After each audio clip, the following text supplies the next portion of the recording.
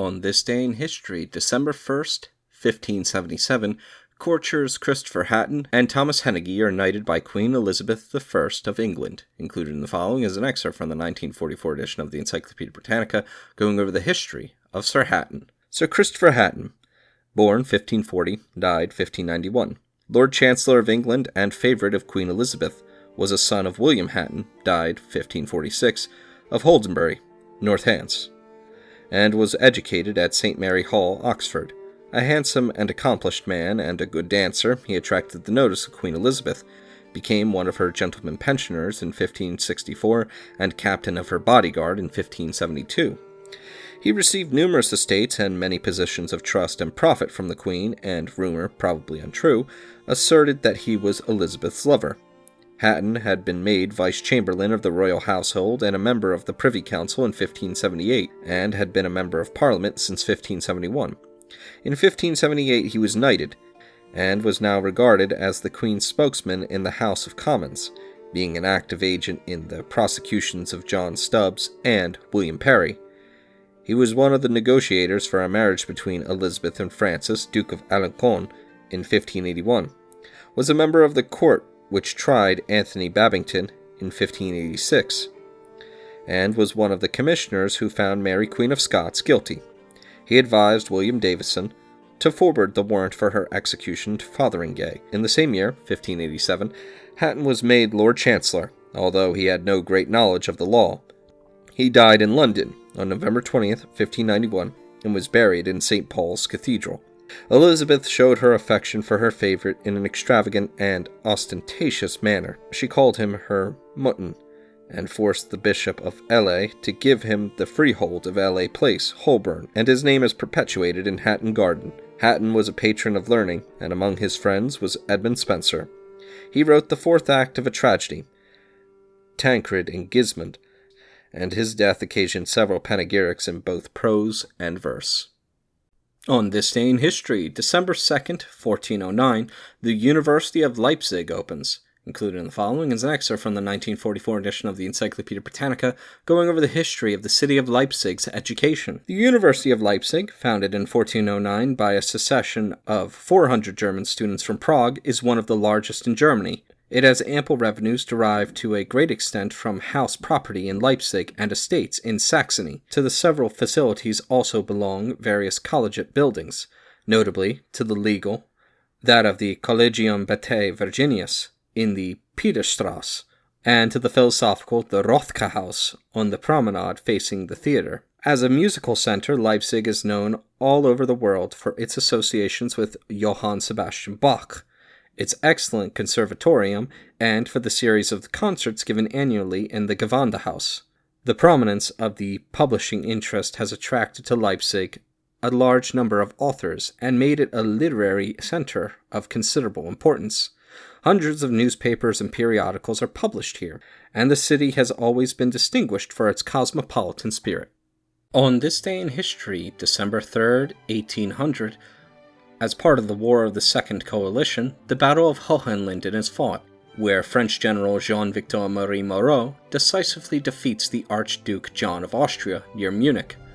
Coupled with the first consul Napoleon Bonaparte's earlier victory at Marengo, this will force the Austrians to sign an armistice and end the war. Included in the following is an excerpt from the 1944 edition of the Encyclopedia Britannica, going over the history of the battle. Battle of Hohenlinden. In this battle, on December 3rd, 1800, Moreau turned the tables on the Austrians, who had planned his encirclement and, destroying them by an able counter-maneuver, struck the decisive blow of the campaign in Germany. The result, combined with Napoleon's victory at Marengo in Italy, led to the Peace of Lunéville, which ended the War of the Second Coalition. On this day in history, December 4th, 963, the lay papal protonotary is elected pope and takes the name Leo VIII, being consecrated on 6th of December after ordination. Included in the following is an excerpt from the 1944 edition of the Encyclopedia Britannica, going over the history of the Pope. Leo VIII, Pope from 963 to 965. A Roman by birth, held the lay office of Protoscrinius when he was elected to the papal chair at the insistence of Otto the Great by the Roman Synod, which deposed John XII in December 963. In February 964, the emperor having withdrawn from the city, Leo fled, and was deposed by a synod presided over by John XII. On the sudden death of John, the people chose Benedict V as his successor, but Otto laid siege to the city and compelled their acceptance of Leo.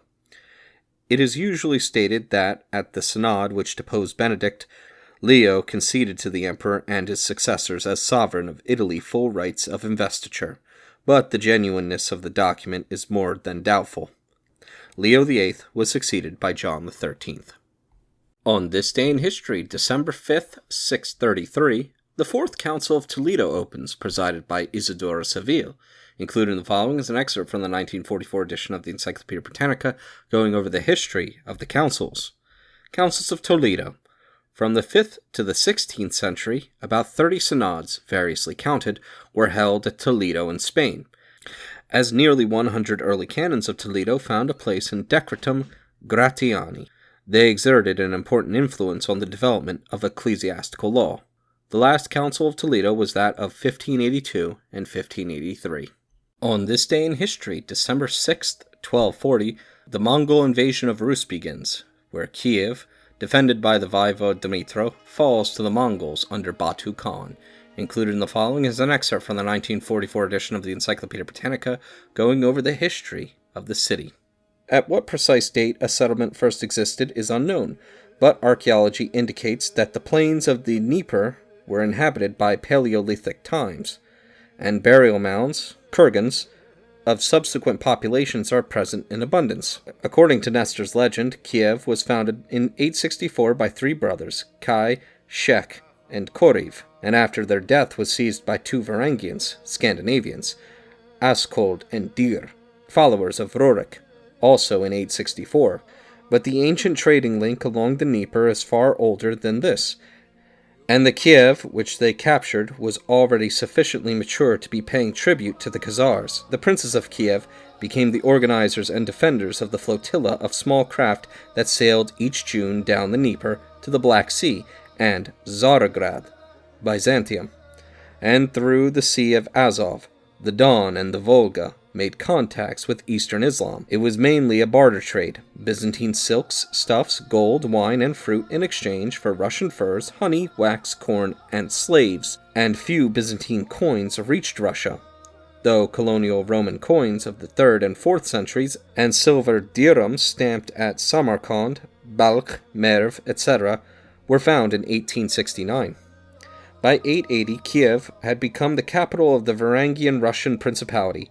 From Kiev, two marauding expeditions against Byzantium were made in the 9th and 10th centuries until, in 988, Prince Vladimir was baptized in the Dnieper and thus made Kiev the first home of the Greek Church in Russia. The link with the Byzantine East survived the fall of Kiev.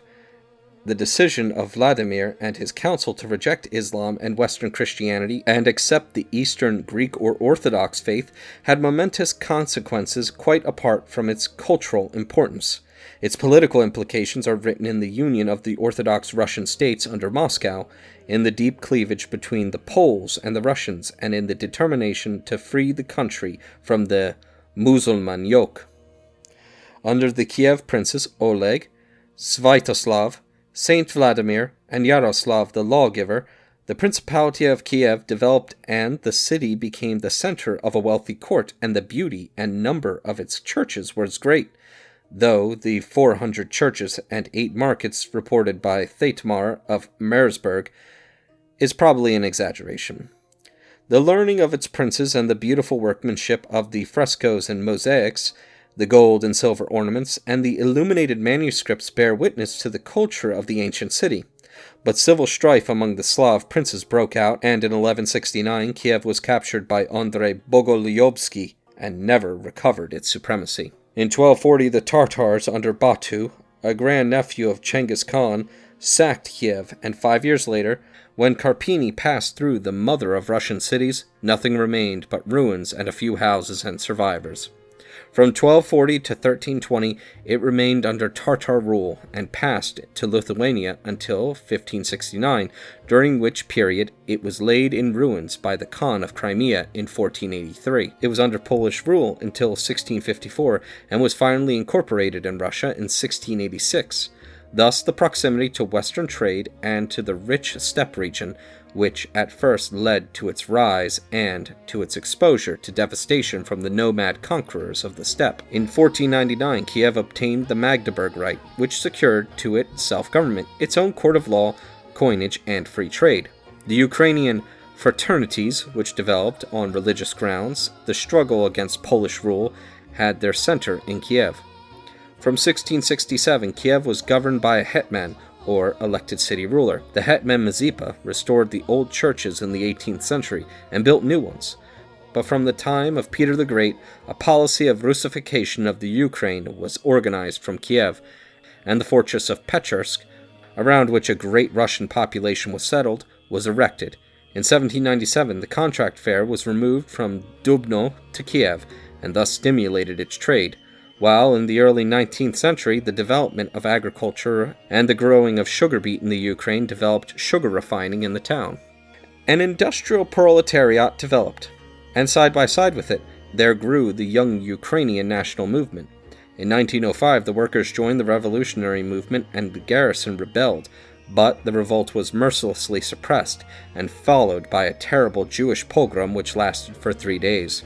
Following these tragedies, the Ukrainian national movement took a more decisive character, but was checked by the outbreak of war in 1914. After the February 1917 revolution, a Central Rada was formed, which aimed at separating the Ukraine from Russia. At the same time, the Kiev Soviet was formed under Bolshevik leadership, and civil war broke out between the two parties. After the October 1917 revolution, the Rada proclaimed the Ukrainian Democratic Republic with Kiev as its capital.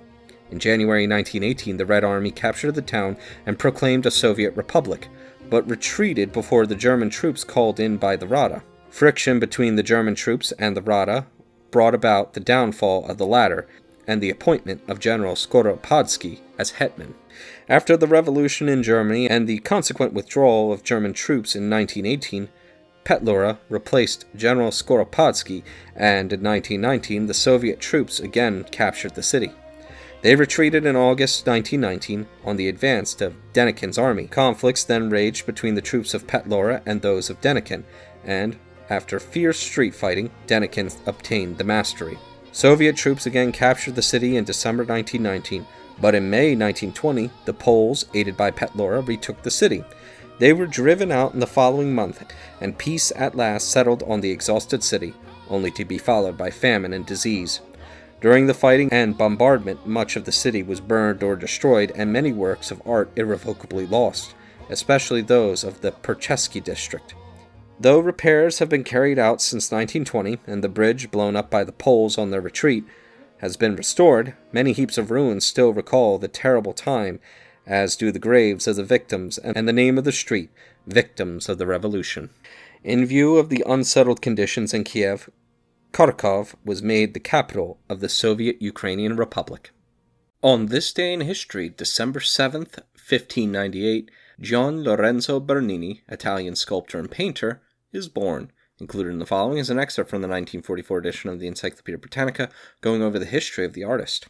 Giovanni Lorenzo Bernini, born 1598, died 1680. Italian architect and sculptor, was born at Naples on December 7, 1598, and died there on November 28, 1680. He studied under his father and found a patron in Maffeo Barberini, afterwards Pope Urban VIII, whose palace he designed. He was put in charge of the building operations at St. Peter's and was made director of improvements in the city.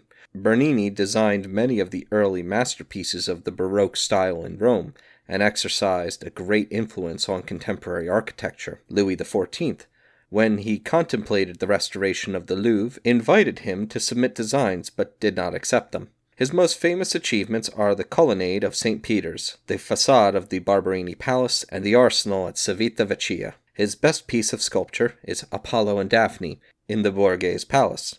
Two works by him in England are a bust of Mr. Baker in the Victoria and Albert Museum, London, and a marble group of Neptune and Glaucus at Brocklesbury Park, Lincolnshire. On this day in history, December 8th, 877, Louis the Stammerer, son of Charles the Bald, is crowned king of the West Frankish kingdom at Compiègne.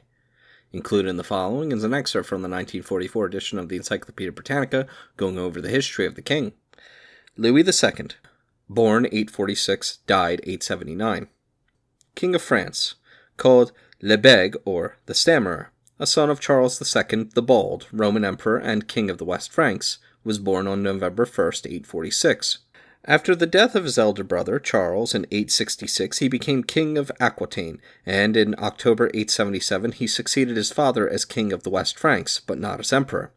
He was crowned king by Hincmar, Archbishop of Reims, on December 8th following, and in September 878 he was consecrated afresh by Pope John VIII. After an ineffectual reign of 18 months, Louis died at Compiègne on April 10th or 11th, 879. By his first wife, Ansgard, a Burgundian princess, he had two sons, his successors, Louis III and Carloman. By his second wife, Adelaide, he had a posthumous son, Charles the Simple, who also became King of France. On this day in history, December 9th, 1688, as part of the Glorious Revolution, Williamite forces defeat Jacobites at Battle of Reading, forcing James II to flee England. Included in the following is an excerpt from the 1944 edition of the Encyclopedia Britannica, going over the county and borough. Reading, a county and parliamentary borough and the county town of Berkshire, England, 36 miles west by south of London by the GWR. Population from 1938, 100,400. Area, 14 square miles. Reading early became a place of importance. In 871 the Danes encamped here, and in 1006 it was burned by Sweyn. It consisted of only 30 houses at the time of the Doomsday Survey. It is thought that a fortification existed there before the conquest, and Stephen built a masonry castle which Henry II destroyed. On the foundation of Reading Abbey, the town, hitherto domain of the crown, was granted to the abbey by Henry I. Henceforth, until the 16th century, its history was that of the struggle as to the rights and privileges between the abbey and the merchant guild. A 16th century account of the guild merchant shows that many trades were then carried on, but Leland says the town chiefly standeth by clothing. By the 17th century the trade began to decline. The bequest of Kendrick did little to revive it, and it was greatly injured by the Civil War. In the 18th century, the chief trade was in malt. The first town charter is that given by Henry III, 1253, confirmed and amplified by succeeding sovereigns. The governing charter until 1835 was that of Charles I, 1639, incorporating the town under the title of mayor, aldermen, and burgesses. The town surrendered to the parliamentary troops after a siege in 1643. It was occupied subsequently by the forces of both parties. In 1688, a skirmish took place in the town between some Irish soldiers of James II and the troops of William of Orange. The market, chiefly held on Saturday, can be traced to the reign of Henry III. 4 fairs granted by the Charter of 1562 are still held. Reading is an important junction on the GWR and has communication southward by the SR. The Kennet and Avon Canal, to Bath and Bristol, and the Thames afford it connection by water. It lies on the Thames where the Kennet joins the main river. All the ancient churches are restored. Greyfriars Church, formerly monastic, was completed early in the 14th century, and after the dissolution of the monasteries, served successfully as a town hall, a workhouse, and a jail, being restored to its proper use in 1864. St. Mary's was rebuilt in 1551 from the remains of a nunnery founded by Ealfrith in expiation of the murder of her stepson, Edward the Martyr. St. Lawrence's is a perpendicular building, and St. Giles was much damaged during the siege of 1643 by the parliamentary forces, and is almost wholly rebuilt. A Benedictine abbey was founded in 1121 by Henry I, with a church among the largest in the country. By Henry VIII, the abbey was converted into a palace which was destroyed during the Civil Wars. The greater part of the site is occupied by public gardens. A university college was opened in 1892 and affiliated to Oxford. Its success led to the gathering of an endowment fund, and it became an independent university with a charter in 1926. Its agricultural researches have been of special importance. The grammar school, founded in 1485, occupies modern buildings. There are also a Blue Coat School, 1656, and other charitable schools of early foundation. The Municipal Museum, besides an art gallery and other exhibits, includes a collection of Romano-British relics from Silchester. Reading is a railway centre and an agricultural centre with famous nursery gardens. The industry for which it is chiefly famous is biscuit manufacture, but there is much business in iron foundries, engineering works, malting, and brewing. The sale of corn, cattle, and flour is carried on extensively, and there are pottery and brickworks, together with riverside boat-building yards.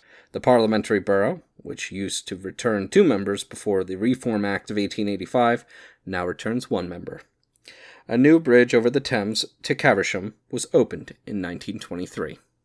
On this day in history, December 10th, 1508, the League of Cambrai is formed by Pope Julius II, Louis XII of France, Maximilian I, Holy Roman Emperor, and Ferdinand II of Aragon, as an alliance against Venice. Included in the following is an excerpt from the 1944 edition of the Encyclopaedia Britannica, going over the history of the town. Cambrai, a town of northern France, the seat of an archbishop and capital of an arrondissement in the department of Nord, 37 miles south by southeast of Lille, on the main line of the Northern Railway. Population from 1936, 29,246. Cambrai is situated on the right bank of the canalized Schelde, arms of which traverse the west of the town. Formerly strongly fortified, the ramparts had given way before the War of 1914-18, in which Cambrai figured prominently and was badly damaged to handsome boulevards. Cambrai is the ancient Nervian town of Tricamarum, mentioned in the Antonine Itinerary. In the 5th century, it was the capital of the Frankish king Ragucarius. Fortified by Charlemagne, it was captured and pillaged by the Normans in 870, and unsuccessfully besieged by the Hungarians in 953. During the 10th, 11th, and 12th centuries, it was the scene of frequent hostilities between the bishop and the citizens, but the latter ultimately effected their independence. In 1478, Louis XI, who had obtained the town on the death of Charles the Bold, handed it over to the emperor, and in the 16th century, Charles V built a strong citadel for the erection of which the castles of Cavaillé and Escudevure were demolished. From that date to the Peace of Nimwegen, 1678, which assigned it to France, it frequently changed hands by capture or treaty. The League of Cambrai is the name given to the alliance of Pope Julius II, Louis XII, Maximilian I, and Ferdinand the Catholic against the Venetians in 1508, and the Peace of Cambrai, the Ladies' Peace, was concluded in the town in 1529 by Louise of Savoy, mother of Francis I, and Margaret of Austria, aunt of Charles V, in the names of these monarchs. The bishopric of Cambrai, dating from the 5th century, was raised in 1559 to the rank of an archbishopric, which continued till the Revolution and was later restored. The bishops received the title of count from the Emperor Henry I, 919 to 936, and in 1510 were raised to the dignity of dukes, their territory including the town itself and its territory called Cambrisis. In World War I, Cambrai was occupied by the Germans from August 26, 1914 to October 8, 1918. When they retired, they left the town heavily mined, and the central portion was wrecked. Heavy fighting also took place in the area during World War II, May 1940, when an unsuccessful offensive was launched by the French to cut off a German spearhead, driving west to Abbeville. The former Cathedral of Cambrai was destroyed after the Revolution. The present Cathedral of Notre Dame is a church of the 19th century built on the site of the old Abbey Church of St. Sepulchre. It was severely damaged in 1918. Among other monuments, it contains that of Fenelon, archbishop from 1695 to 1715. The Church of St. Géry, 18th century, contains, among other works of art, a marble Renaissance rood screen. The Place d'Armes, a large square in the center of the town, is bordered on the north by the Hôtel de Ville, 1863. The Tour Saint-Martin is an old church tower of the 15th and 18th centuries, transformed into a belfry. The triple stone portal, which gave entrance to the former archiepiscopal palace, is a work of the Renaissance period. Cambrai has a sub-prefect, tribunals of first instance and of commerce, a board of trade arbitrators, and a chamber of commerce. There is a museum of antiquities and objects of art. Wool spinning and weaving, bleaching and dyeing are carried on. Before World War II, the town had regained importance. There were beet sugar works, and trade in coal, cattle, and grain. On this day in history, December 11th, 1041, Michael V, adoptive son of Empress Zoe of Byzantium, is proclaimed Emperor of the Eastern Roman Empire. Included in the following is an excerpt from the 1944 edition of the Encyclopaedia Britannica, going over the history of the emperor. Michael V Caliphates, or the Calker, nephew and successor of the preceding, surnamed after the early occupation of his father, he owed his elevation, December 1041, to his uncle John, whom, along with Zoe, he almost immediately banished. This led to a popular tumult, in consequence of which he was dethroned after a brief reign of 4 months, and relegated to a monastery. On this day in history, December 12, 1963, Kenya declares independence from Great Britain. Included in the following is an excerpt from the 1993 edition of Webster's New World Encyclopedia, going over the chronology of the nation. In 1895, the British East African Protectorate was established. In 1920, Kenya became a British colony. In 1944, African participation in politics began. In 1950, the Mau Mau campaign began. In 1953, nationalist leader Jomo Kenyatta is imprisoned by British authorities. In 1956, the Mau Mau campaign is defeated, Kenyatta released. In 1963, the nation achieved internal self-government with Kenyatta as Prime Minister. In 1964, independence is achieved from Britain as a republic within the Commonwealth, with Kenyatta as President. In 1967, the East African Community, EAC, is formed, with Tanzania and Uganda. In 1977, the collapse of the EAC. In 1978, the death of Kenyatta, succeeded by Daniel Arap Moi. In 1982, an attempted coup against Moi is foiled. In 1983, Moi is re-elected unopposed. In 1984, over 2,000 people are massacred by government forces at Wajir. In 1985 to 86, thousands of forest villagers are evicted and their homes destroyed to make way for cash crops. In 1988, Moi is re-elected. 150,000 evicted from state-owned forests. In 1989, Moi announced release of all known political prisoners. Confiscated ivory is burned in an attempt to stop elephant poaching. In 1990, despite anti-government riots, Moi refused multi-party politics. In 1991, with increasing demands for political reform, Moi promised multi-party politics. In 1992, constitutional amendments are passed. On this day in history, December 13th, 1294, Saint Celestine V resigns the papacy after only 5 months to return to his previous life as an ascetic hermit. Included in the following is an excerpt from the 1944 edition of the Encyclopaedia Britannica, going over the history of the Pope. Celestine V, St. Peter Celestine, Pope in 1294, was born of poor parents at Isernia about 1215, and became a Benedictine. Living as a hermit, he attracted other ascetics, whom he organized into a congregation of the Benedictines, which was later called the Celestines. His Opuscola, Naples, 1640, are probably not genuine. A fight between the Colonna and the Orsini, as well as dissensions among the cardinals, prevented a papal election for over 2 years after the death of Nicholas IV. Finally, Celestine was elected on July 5, 1294. Apocalyptic notions then current doubtless aided his election, for Joachim of Flores and his school looked at monasticism to deliver the church and the world. Multitudes came to Celestine's coronation, and he began his reign the idol of visionaries, of extremists, and of the populace. But the Pope was in the power of Charles II of Naples, and became his tool against Aragon. When he wished to abdicate, Benedetto Gaetano, destined to succeed him as Boniface VIII, removed all scruples against this unheard-of procedure by finding a precedent in the case of Clement I. Celestine abdicated on December 13, 1294, and died in a monastic cell in the castle of Fumoni on May 19, 1296. He was canonized by Clement V in 1313. On this day in history, December 14, 1782, the Montgolfier brothers first test fly an unmanned hot air balloon in France. It floats nearly 2.5 kilometers, or 1.6 miles. Included in the following is an excerpt from the 1944 edition of the Encyclopaedia Britannica, going over the history of the invention of the balloon.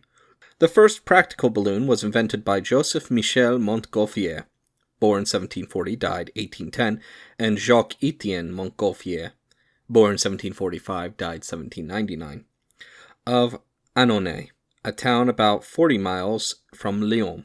The brothers had observed the suspension of clouds in the atmosphere, and it occurred to them that if they could enclose any vapor of the nature of a cloud in a large and very light bag, it might rise and carry the bag with it into the air. Towards the end of 1782, they inflated bags with smoke from a fire placed underneath, and found that either the smoke or some vapor emitted from the fire did ascend and carry the bag with it.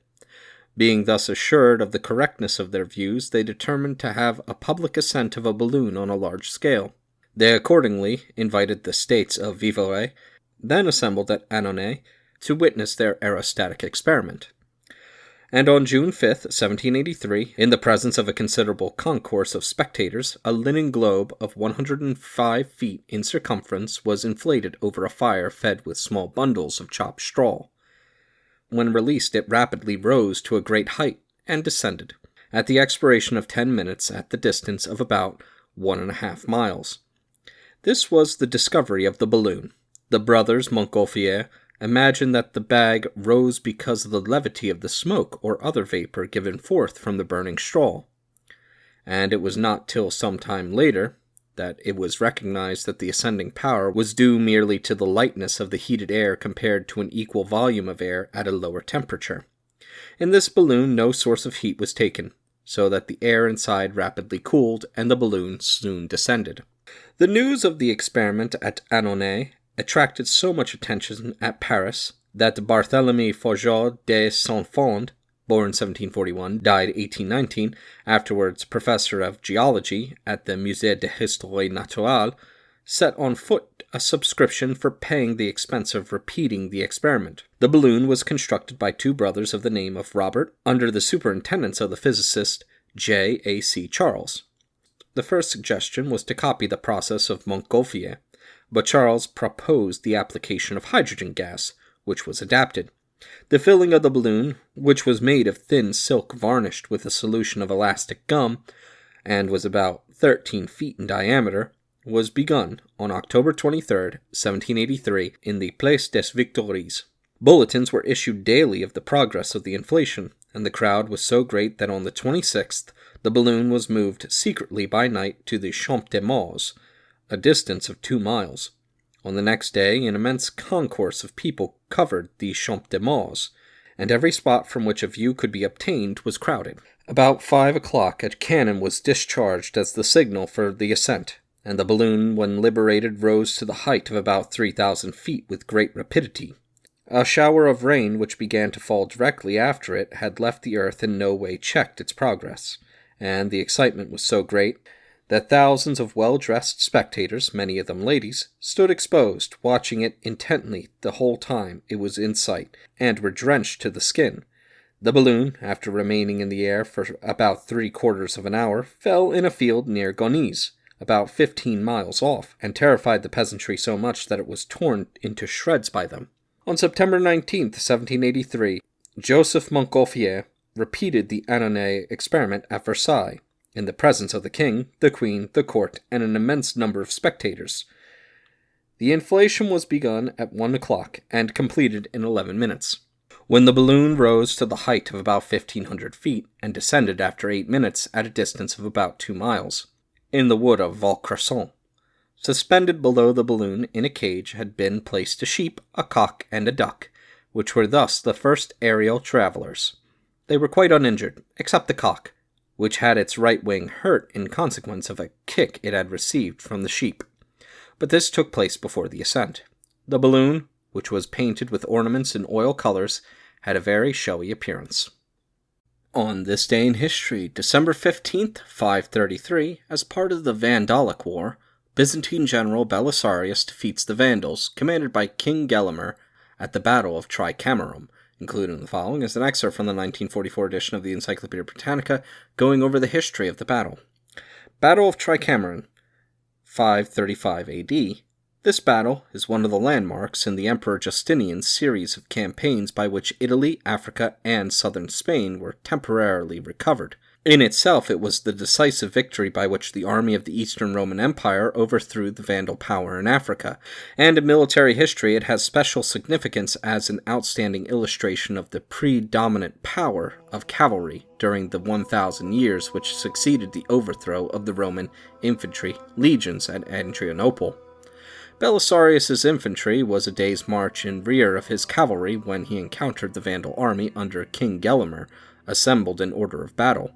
So great was Belisarius's faith in the combined firepower and mobility of his horse archers that he accepted the risk of battle without waiting for his infantry. He took up a position behind a small stream, hoping that he might have the opportunity to launch his own stroke while the Vandals were entangled in the crossing, and to this end sent out small detachments to tease them into an advance. Finding that the enemy were too wary or too doubtful of success to be drawn across the river, Belisarius took a more audacious risk, advancing his own center through the stream as a bait. Thereupon the Vandals, still holding their center back, moved their wings forward to envelop and assail the Roman center during the passage, while the leading lines were locked in this close-quarters struggle, and the rear lines waiting to engage. Belisarius launched his own wings at them. The charge, having the advantage of impetus, shattered the Vandal wings. The Roman center, if hard-pressed for a brief time, had admirably fulfilled its role of fixing the enemy. The rout of the Vandal wings uncovered their center, which was then surrounded and almost annihilated by the Romans. On this day in history, December 16th, 1773, as part of the American Revolution, the Boston Tea Party occurs, in which members of the Sons of Liberty disguised as Mohawk Indians dump hundreds of crates of tea into Boston Harbor as a protest against the Tea Act. Included in the following is an excerpt from the 1944 edition of the Encyclopedia Britannica, going over the history of Boston during the Revolutionary period, and featuring narration from my friend Oswald. The period of the colonial wars quickly merges itself into the days of uncomfortable relations with the mother country, becoming more and more strained until open revolt merged itself into the American Revolution. The questions were largely financial, although the Quebec Act, which recognized the entity of the Roman Catholic Church in the province, gave Protestant citizenship in the colonies some uneasiness. The first important outward manifestation of discontent came in Boston when Paxton, the collector of customs, through a deputy at Salem, petitioned the court for writs of assistance, established under Charles II, which would enable the customs officers to enter their homes and warehouses in the exercise of their duty. On a hearing of the petition, James Otis made a dramatic plea built largely around the legal axiom that an Englishman's house is his castle. The writs having been established in legislation by the British Parliament, the court sustained the officers of the crown. But Otis had profoundly stirred the people, and as John Adams said afterwards, then and there, the child independence was born. This was in 1761. The Sugar Act of 1764 was followed by the Stamp Act of 1765, which was strenuously resisted. On August 26, 1765, the most destructive and disgraceful riot of the period targeted and attacked the house of Hutchinson, then Lieutenant Governor, and later Chief Justice, gutted it and destroyed the magnificent library containing irreplaceable sources of Massachusetts history.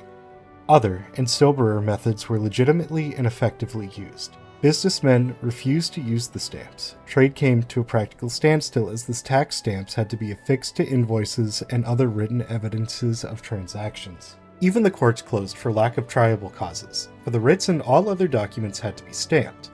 The Stamp Act was a failure and nothing remained for Parliament to do but repeal it, which is what they did in 1766. Of all American towns, Boston was the most enthusiastic in this opposition. Back of Boston was the Caucus Club of all active citizens bent on influencing opinion and action. The most influential member of this club was Samuel Adams, whose activities had given him the title of Father of the American Revolution. With the repeal of the Stamp Act came the Declaratory Act, in which Parliament declared its right to tax the colonies. Under this declaration of policy, the Townshend Acts were passed, placing duties on lead, glass, papers, paint, and tea. The merchant class were not revolutionaries at heart, but they had made a common cause with Sam Adams and the proletariat for trade purposes. Probably, they thought, they were making use of Sam Adams for their own purposes, while he was quite as certain that he was using them for his. The time was to come when he would lead them further away than they would have initially intended, and found themselves in a position from which they could not draw back from. The matter was now so acute that it had mounted to chronic defiance, and 2 regiments of regulars were dispatched to Boston and camped on the Common, being denied housing among the citizens. Friction was inevitable.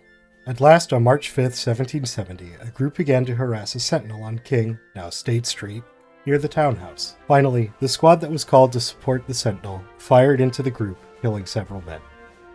The Boston Massacre, as this clash was to be called, showed that after this, troops could not be quartered in the town without a danger to both the citizens and the troops. A committee with Sam Adams at its head demanded the withdrawal of the regiments to Castle William. Hutchinson, now acting governor, demurred and sought to compromise on 1 regiment. But to Adams' reply, quote, "both regiments or none," he yielded. It became evident to the British Parliament that these acts could not be enforced and were repealed, except the tax on tea, which was kept for the assertion of the principle involved. Samuel Adams and his associates led the opposition to this principle. Finally, 3 ships bearing cargoes of tea arrived in the harbor and were moored at Griffin's Wharf. For several days, there were conferences and meetings in which Adams played the leading part, looking towards the return of the ships without landing the tea.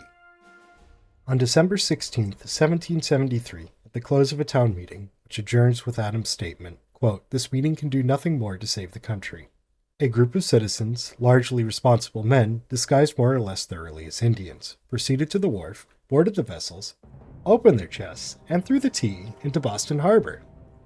So entirely was the mob an orderly one, and the radical act so conservatively carried out that it was evinced not as a spontaneous act, but a carefully premeditated one. It was an act which could only be passed unnoticed if the government intended to waive all but ostensible sovereignty. This it was not prepared to do, and the Boston Port Bill was the result. This closed the port of Boston, and, as this was meant to ruin the city, it precipitated a formal revolt. More troops were sent in to preserve the order. Gage, in command, was a rather mild administrator and did his best in trying circumstances. The colonies formed a skeleton military organization called the Minutemen, prepared to muster on the shortest possible notice, and gathered ammunition and supplies.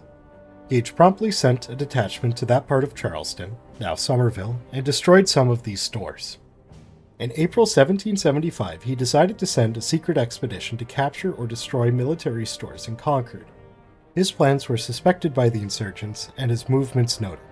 On the evening of April 18th, an expedition was sent out. By an agreed plan of signals, Paul Revere, waiting at the Charlestown shore, learned the route by which it had started and, on a horse borrowed for that purpose, rode through the country, arousing the inhabitants. He was joined by William Dawes, who had left Boston by another route, and by the time the regulars reached Lexington Green, their pathway was obstructed by a small company of Minutemen. This was the first armed resistance. After an exchange of volleys in which 8 of the militia were killed, they gave way. The regulars proceeded to Concord, but found that the greater part of the stores had been carried to safety. There occurred the fight at the bridge, in which both sides lost men, and the withdrawal of the British. As the Minutemen came in from the countryside, they harassed the British column until the withdrawal became a retreat and the retreat a rout. This, the American Revolution, began with British troops out of Boston contesting with militia aroused by Boston men. The war was accepted by the colonies. Siege was immediately laid to the town by a ring of half-forts erected on the land side. These New Englanders were reinforced by troops from other colonies. The Continental Congress, though it had not yet declared independence, made George Washington commander-in-chief of the American armies. Before he reached Cambridge, General Ward, then in command, sent a detachment of troops under Prescott and Putnam to fortify Bunker Hill and Charleston, which commanded the town on the north. Howe, then in command of the British forces, decided to carry the hill by storm. The colonials were courageous men and excellent marksmen. They repelled the first attack with great slaughter. A second was made. The steady Britishers were forming and mounting the hill again, only to meet another sanguinary repulse. On the third attack, the ammunition of the colonials were exhausted, and after a bayonet struggle, they made an orderly and soldierly retreat. Technically a victory for the British, it was purchased at such a cost it gave the colonies great encouragement, and its anniversary is still celebrated in Boston to this day. The siege continued unabated until, after the colonials occupied Dorchester Heights closely overlooking the town, Howe evacuated the city on March 17, 1776. Boston was never again in the theater of war during the Revolution. During this evacuation, Howe offered those still loyal to the crown evacuation up to Halifax, Canada. 4 years before the Treaty of Peace was signed, a convention was held in Boston and formed a state government for Massachusetts. The town, under the Articles of Confederation and the Constitution, maintained the Old Town Meeting system. On this day in history, December 17th, 1967, Harold Holt, the Prime Minister of Australia, disappeared while swimming near Portsea, Victoria. His body was never recovered. Included in the following is an excerpt from the 1993 Webster's New World Encyclopedia, going over the history of the Prime Minister. Harold Edward Holt, born 1908, disappeared 1967. Australian Liberal politician, Prime Minister from 1966 to 67. His brief prime ministership was dominated by the Vietnam War, to which he committed increased Australian troops. On this day in history, December 18th, 1886, Ty Cobb is born. Included in the following is an excerpt from the 1993 edition of Webster's New World Encyclopedia, going over the history of the baseball player.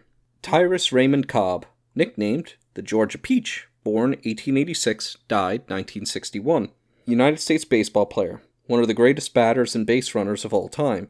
He played for Detroit and Philadelphia from 1905 to 1928 and won the American League batting average championship 12 times.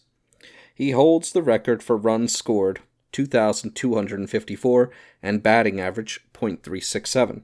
He had 4,191 hits in his career, a record that stood for almost 60 years. On this day in history, December 19th, 1187, Pope Clement III is elected. Included in the following is an excerpt from the 1944 edition of the Encyclopedia Britannica, going over the history of the Pope. Clement III, Paolo Scolari, Pope from 1187 to 1191, a Roman, and Cardinal Bishop of Palestrina, was chosen Pope on December 19th, 1187. In 1189, he made peace with the Emperor Friedrich I Barbarossa. He settled the controversy with William of Scotland concerning the choice of the Archbishop of St. Andrews, and in March 1188 removed the Scottish Church from the legitimate jurisdiction of the Archbishop of York, thus making it independent of all save Rome. He annoyed Henry VI of Germany by bestowing Sicily on Tancred. On this day in history, December 20th, 1192, Richard I of England is captured and imprisoned by Leopold V of Austria on his way home to England after the Third Crusade. Included in the following is an excerpt from the 1944 edition of the Encyclopedia Britannica, going over the history of the king. Richard I, born 1157, died 1199, King of England, nicknamed Coeur de Lion, and Yea and Nay, was the third son of Henry II by Eleanor of Aquitaine. Born in September 1157, he received at the age of 11 the Duchy of Aquitaine, and was formally installed in 1172. In his new position he was allowed, probably from regard to Aquitanian susceptibilities, to govern with an independence which was studiously denied to his brothers in their shares of the Angevin inheritance. Yet in 1173, Richard joined with young Henry and Geoffrey of Brittany in the rebellion. Aquitaine was twice invaded by the old king before the unruly youth would make submission. Richard was soon pardoned and reinstated in his duchy, where he distinguished himself by crushing a formidable revolt, 1175, and exacting homage from the Count of Toulouse. In a short time he was so powerful that his elder brother Henry became alarmed and demanded, as heir apparent, that Richard should do him homage from Aquitaine. Richard, having scornfully rejected the demand, a fratricidal war ensued.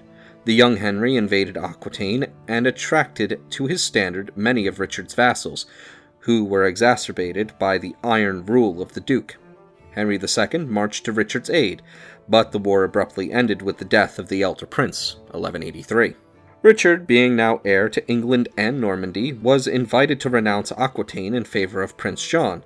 The proposal led to a new civil war, and although a temporary compromise was arranged, Richard soon sought the help of Philip Augustus, to whom he did homage, for all the continental possessions in the actual presence of his father.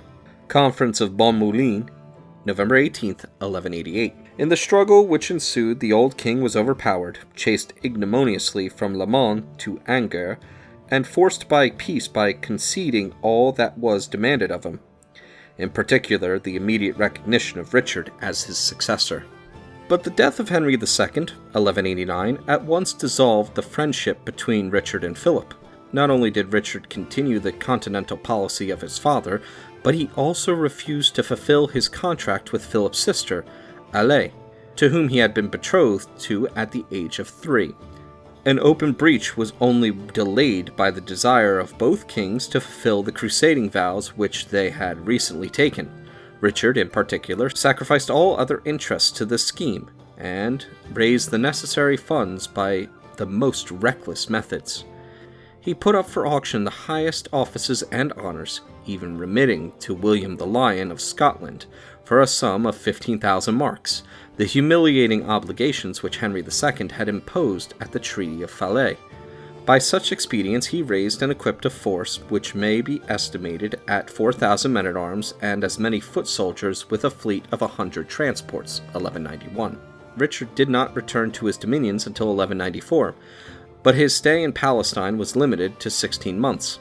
On the outward journey he wintered in Sicily, where he employed himself in quarreling with Philip and in exacting satisfaction from the usurper Tancred for the dower of his widowed sister, Queen Joanna, and for his own share in the inheritance of William the Good. Leaving Messina in March 1191, he interrupted his voyage to conquer Cyprus, and only joined the Christian besiegers of Acre in June. The reduction of that stronghold was largely due to his energy and skill, but his arrogance gave much offense. After the fall of Acre, he inflicted a gross insult upon Leopold of Austria, and his relations with Philip were so strained that the latter seized the first pretext for returning to France, and entered into negotiations with Prince John for the partition of Richard's realm. Richard also threw himself into the disputes respecting the crown of Jerusalem, and supported Guy of Lusignan against Conrad of Montferrat, with so much heat that he incurred grave, though unfounded, suspicions of complicity when Conrad was assassinated by emissaries of the Old Man of the Mountain. None the less, Richard, whom even the French crusaders accepted as their leader, upheld the failing cause of the Frankish Christians with valor and tenacity. He won a brilliant victory over the forces of Saladin at Ursof, 1191, and twice led the Christian host within a few miles of Jerusalem. But the dissensions of the native Franks and the Crusaders made it hopeless to continue the struggle, and Richard was alarmed by the news which reached him of John's intrigues in England and Normandy. Hastily patching up a truce with Saladin, under which the Christians kept the coast towns and received free access to the Holy Sepulchre, Richard started on his return, October 9th, 1192. His voyage was delayed by storms, and he appears to have been perplexed as to the safest route. The natural route overland through the Marseille and Toulouse was held by his enemies. That through the empire from the head of the Adriatic was little safer, since Leopold of Austria was on the watch for him. Having adopted the second of these alternatives, he was captured at Vienna in a mean disguise, December 20th, 1192, and strictly confined in the Duke's castle of Durenstein on the Danube. His mishap was soon known to England, but the regents were for some weeks uncertain of his whereabouts. This is the foundation for the tale of his discovery by the faithful minstrel Blondel, which first occurs in a French romantic chronicle of the next century. Early in 1193, Leopold surrendered his prize under compulsion to the Emperor Henry VI, who was aggrieved both by the support which the Plantagenets had given to the family of Henry the Lion, and also by Richard's recognition of Tancred in Sicily. Although the detention of a crusader was contrary to public law, Richard was compelled to purchase his release by the payment of a heavy ransom and by doing homage to the emperor for England.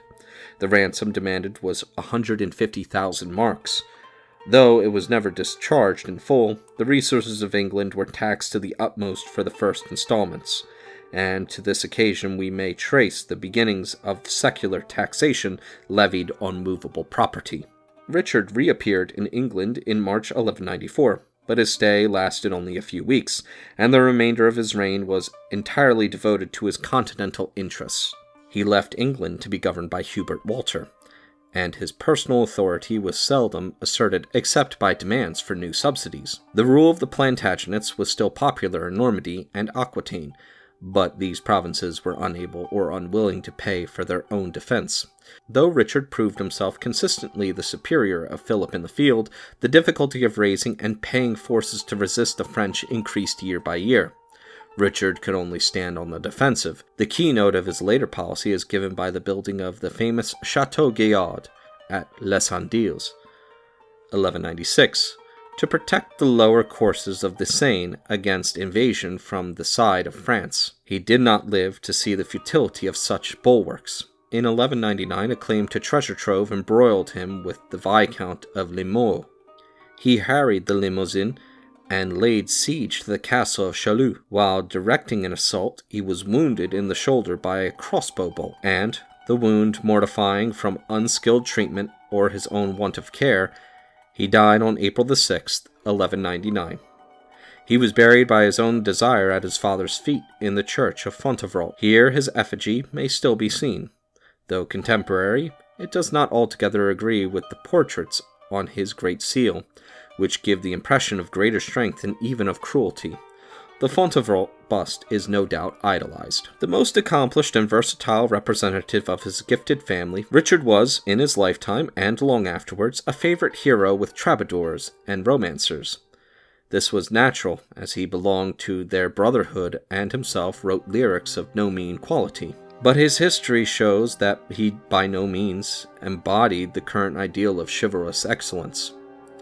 His memory is stained by one act of needless cruelty, the massacre of over 2,000 Saracen prisoners at Acre, and his fury, when thwarted or humbled, was ungovernable. A brave soldier, an experienced and astute general, he was never happier than when engaged in war. As a ruler, he was equally profuse and rapacious.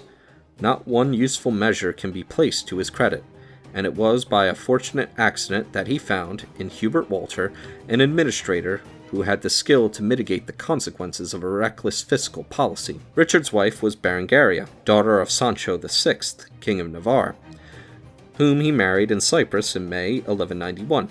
She was with the king at Acre later in the same year, and during his imprisonment passed her time in Sicily, in Rome, and in France.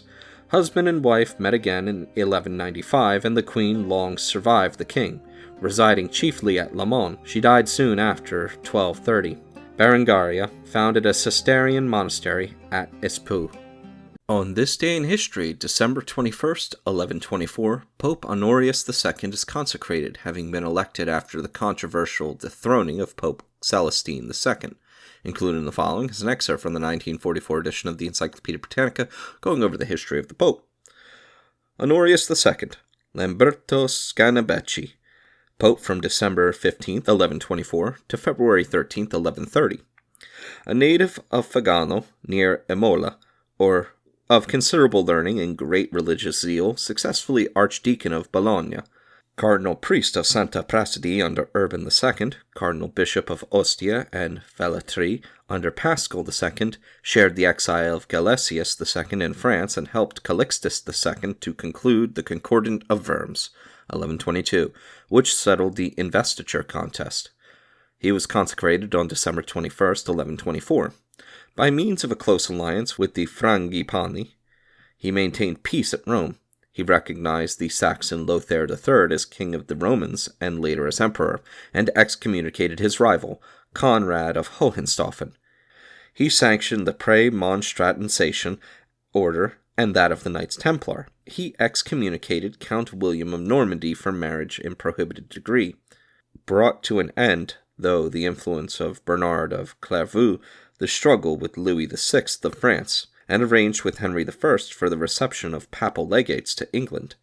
He laid claim as federal overlord to the Norman possessions in southern Italy, July 1127, and excommunicated the claimant Duke Roger of Sicily, but was unable to prevent the foundation of the Neapolitan monarchy, for Duke Roger defeated the papal army and forced recognition in August 1128.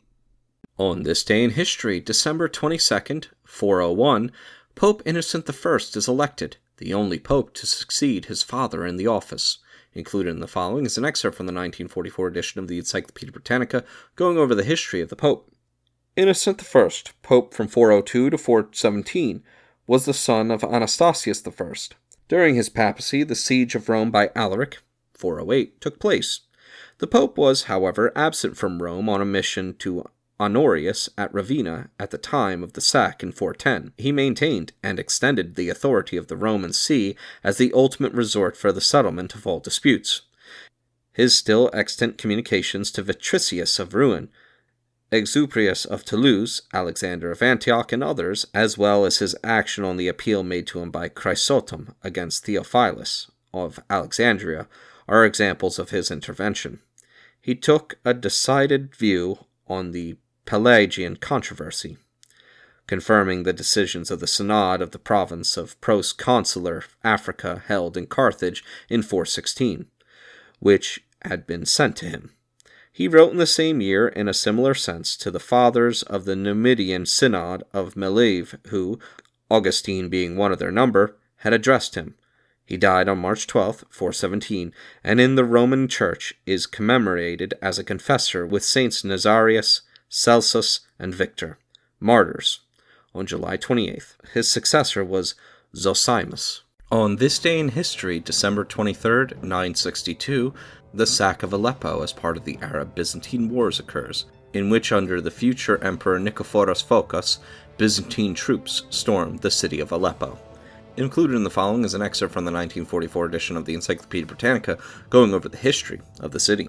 As early as 2000 BC, when the kings of Aleppo held a great kingdom, the Hittite monarch Mershal I swept down through the Taurus passes and took the city. The pharaoh Thutmose III seized it, 1490 BC, when he marched north, laying waste the settlements of the foe of wretched Naharan. About the middle of the 15th century, its king allied himself with the king of Hanagobat, but the Hittite Tudhaliya I defeated them and sacked Aleppo. The city recovered, only to fall victim to its successors, Hattushil and Subil Uliuluma, and later of whom made Telepenush, his son, its king. The region became the battleground between Egypt and the Hittites, and the struggle for its possession is reflected in the preface to the treaty, circa 1310 BC, between Mershal III and Rimi Sharma, king of Aleppo. At the Battle of Kadesh on the Orontes, 1288 BC, when Ramses II barely escaped defeat, a king of Aleppo took part on the Hittite side and was all but drowned. The Egyptians have depicted on their monuments the wretched chief of Aleppo turned upside down by his soldiers after his majesty had hurled him into the water. In 854 BC, Shalmaneser II of Assyria visited the city and sacrificed to Adad. Seculus Nictor, 312 to 280 BC, enlarged Aleppo and named it Beoroia, after the Macedonian city. In 164 BC, Menelaus, the fomenter of war with the Asmoneans, was put to death by being thrust down into a tower filled with embers, a form of execution peculiar to the place. The name Halab reappears with the Arab conquest of Syria, 638 AD, when the city was occupied without opposition by Abdul Ubayyad. The Hamdanid Saif Eid Daula, 936 to 967 AD, who called himself king of Aleppo, made Halab his residence, but the Byzantine Nikephoros Phocas surprised and sacked the city, 962, but failed to capture the citadel. It was temporarily occupied by John Zimisces, emperor of Byzantium, in 974. Shortly afterwards it received and acknowledged the Egyptian Fatimids, and twice, from 1038 to 42 and 1058 to 60, Egyptian troops garrisoned the town. From 1090 to 1117, it formed part of the Seljuk dominion. Then succeeded the unsettled times of the Crusades. The Crusaders, although they seized its territory, never occupied the city. They besieged it in 1118 and again in 1124, Baldwin II, when after 4 months it was reduced to the utmost extremity before being relieved by an army from Mosul. The 12th century saw 3 serious earthquakes, 1114, 1139, and the most serious of all, 1170, after which the city had to be rebuilt by Nur ed-Din. Benjamin of Tedula visited it in 1173. Saladin made it his northern base and stronghold against the crusading princes of Antioch, 1183. The Tartar invasions of the 13th and 14th centuries engulfed it, and with the rest of Syria, it came under the Mamluk sway at the end of the 13th century. Aleppo surrendered to Tamerlane when he made an incursion into Syria, 1400 to 01. The Mamluk rule in Syria was finally overthrown by the triumph of the Ottoman Turks under Selim I in 1517, the decisive battle being at Merj Dabik, a day's journey west of Aleppo. From the 16th to the 19th centuries, it remained in Turkish hands. In the latter part of the 18th century and the beginning of the 19th century, it suffered grievously from internal feuds, in which the Janissaries took an active part, which were exploited by the Ottoman governors for their own ends. Earthquakes in 1822 and 1830, and visitations of cholera in 1823, 1827, and 1832 left the city a wreck, and its population greatly diminished. It could offer but feeble resistance to the army of Muhammad Ali of Egypt in 1833. It then became the center of Egyptian domination in Syria until it was restored to the Turks in 1840. Tumults and massacres of Christians occurred in 1850 and 1862. On October 26, 1918, it was occupied by part of the Egyptian Expeditionary Force and in 1920 by the French. Aleppo became part of the Syrian Republic set up by the British and Fighting French, September 27, 1941. On this day in history, December 24th, 640, Pope John IV is elected, several months after his predecessor's death. Included in the following is an excerpt from the 1944 edition of the Encyclopedia Britannica, going over the history of the Pope. John IV, Pope from 640 to 642, a Dalmatian by birth, succeeded Severinus after an interval of 4 months. He adhered to the repudiation of the monothelite doctrine by Severinus, but endeavored to explain away the connection of Honorius I with the heresy. His successor was Theodorus I. On this day in history, December 25th, 800, the coronation of Charlemagne as Holy Roman Emperor in Rome. Included in the following is an excerpt from the 1944 edition of the Encyclopedia Britannica, going over the history of the emperor. Charles the Great, or Charlemagne, king of the Franks and emperor, born April 2nd, 742 or 743, was the eldest son of Pepin III, by Bertrada, daughter of Charibert of Laon. At the date, the Franks were governed by Pepin and his brother Carloman, who ruled as mayors of the palace under a Fainéant Merovingian king. By the abdication of Carloman, in 747, Pepin became sole ruler, as his father, Charles Martel, had been. In 751, Pepin deposed the last Merovingian king, Childeric III, and himself assumed the Frankish crown, with the approbation of Pope Zacharias. In 754, Pope Stephen II visited Pepin at Paris and anointed him as king, together with his 2 sons, Charles and Carloman.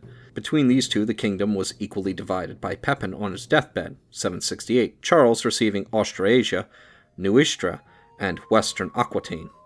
This arrangement was displeasing to his junior, who perhaps claimed the whole inheritance on the ground that he was born after their father's coronation, 751.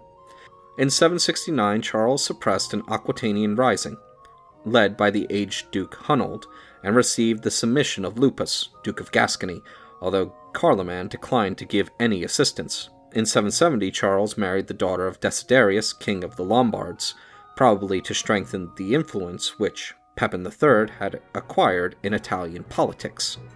But in 771, he repudiated the Lombard princess and married Hildegard, a Swabian lady who became the mother of his 3 legitimate sons, Charles, Pepin, and Louis. Desiderius naturally resented the slight put upon his daughter and seized the first opportunity of revenge. This presented itself in 771, when King Carloman died and Charles, in accordance with Frankish law, and appropriated the vacant kingdom to the exclusion of his brother's infant sons. Their mother, Queen Gerberga, fled with them to the court of Desiderius, who announced his intention of supporting their claims and vainly urged the Pope to crown them, 772. Hadrian, who had lately succeeded Stephen II, endangered the safety of the Papal States by refusing this demand, since Charles was preoccupied with his first Saxon campaign, and Desiderius plundered and conquered at his will in central Italy. But in the autumn of 772, Charles gave ear to Hadrian's appeal for help, and demanded satisfaction from the Lombards for himself and for the Pope. Since Desiderius was defiant, the Frankish host was summoned to meet at Geneva in May 773.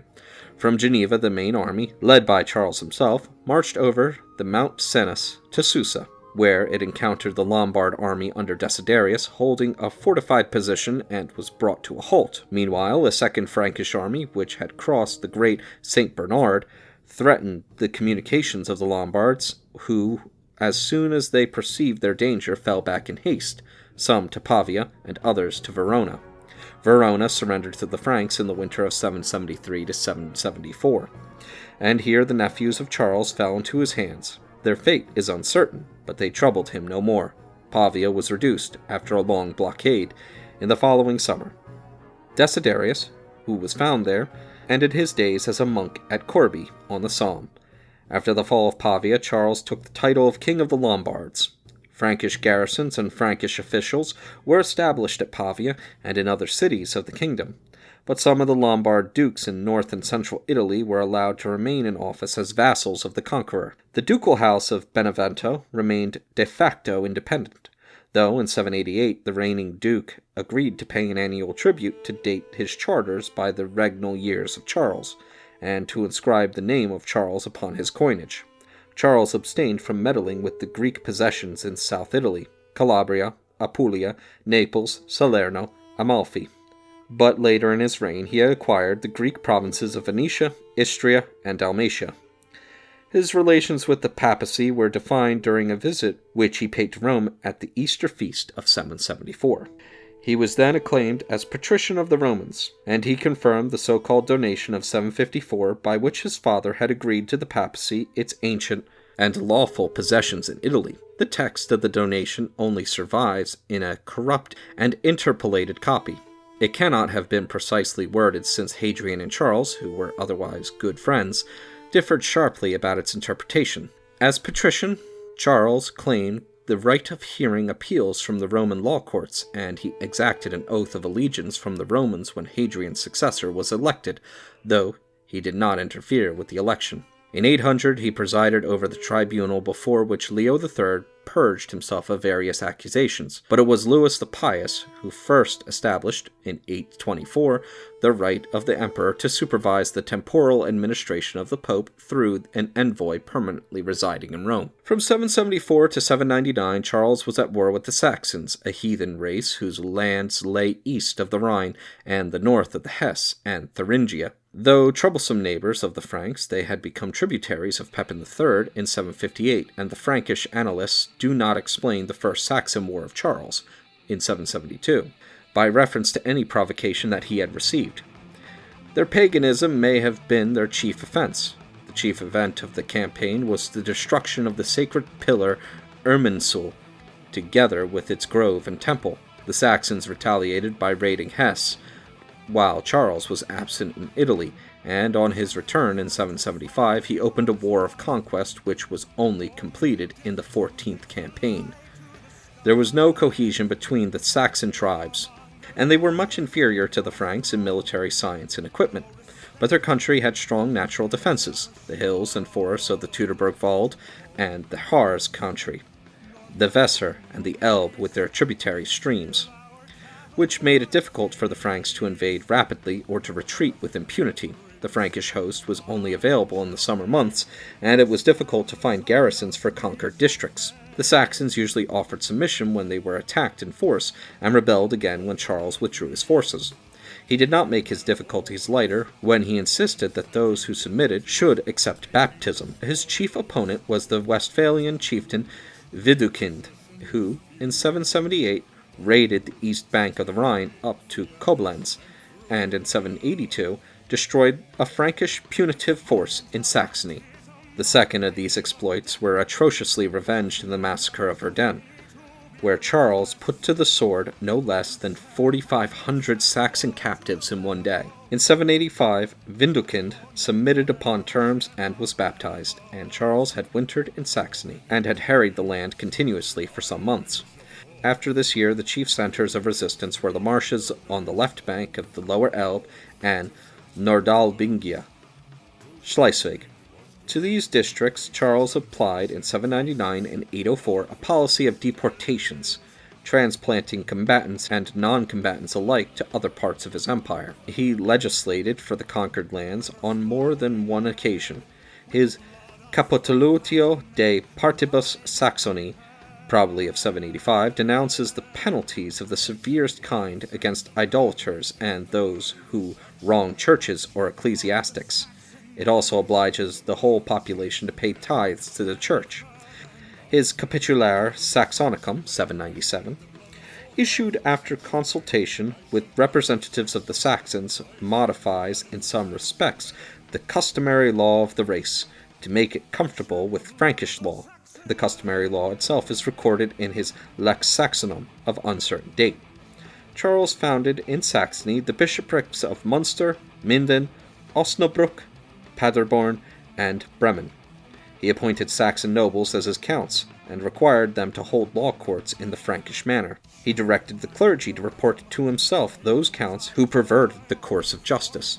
In or before 797 he began to send his Missi Dominici to preambulate in Saxony. No public assembly of the Saxons was lawful unless convoked by these officials. Under this system, Saxony was tranquil after 804. In the 9th century, the Saxons, while retaining much of their primitive law and culture, became fervently Christian and thoroughly reconciled to the Frankish rule. Bavaria was annexed by Charles more easily and earlier than Saxony. Tassilo, the last Bavarian duke of the Agilolfing line, received the duchy in 748 from the hands of Pippin III, to whom he took the oath of fealty, but he persistently absented himself from the annual assembly, and took no part in the campaigns of Pepin or Charles. Under pressure, he renewed his fealty in 781 and 787, but on the second occasion he only took the oath when the Frankish host was on the march to invade Bavaria, and in 788 he was indicted before the assembly for conspiring with the Avars. His life was spared, but he was relegated to a monastery, and Bavaria was divided between Frankish counts. In the 9th century, the Bavarians were the chief support of the East Frankish monarchy, and Regensburg was the chief residence of Louis the German. As the master of Bavaria, Charles came into collision with the Avars, who had settled in the Hungarian steppes since 568. In 791 he harried their western lands, between the rivers Enns and Raab.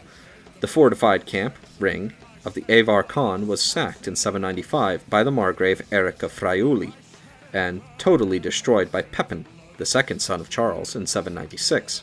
After this disaster, the Avars sent to Aachen certain of their chiefs, who made peace and accepted baptism. Bishop Arno of Salzburg was commissioned by Charles to convert the Avar nation, and in 805 the Khan, finding himself hard-pressed by the Slavs, became a Christian and placed himself under the emperor's protection. More celebrated, but historically less important, than this easterly expansion of Frankish power is the campaigning with which Charles and his lieutenants harassed the Arabs of northern Spain. In 778, Charles himself commanded an expedition against Saragossa.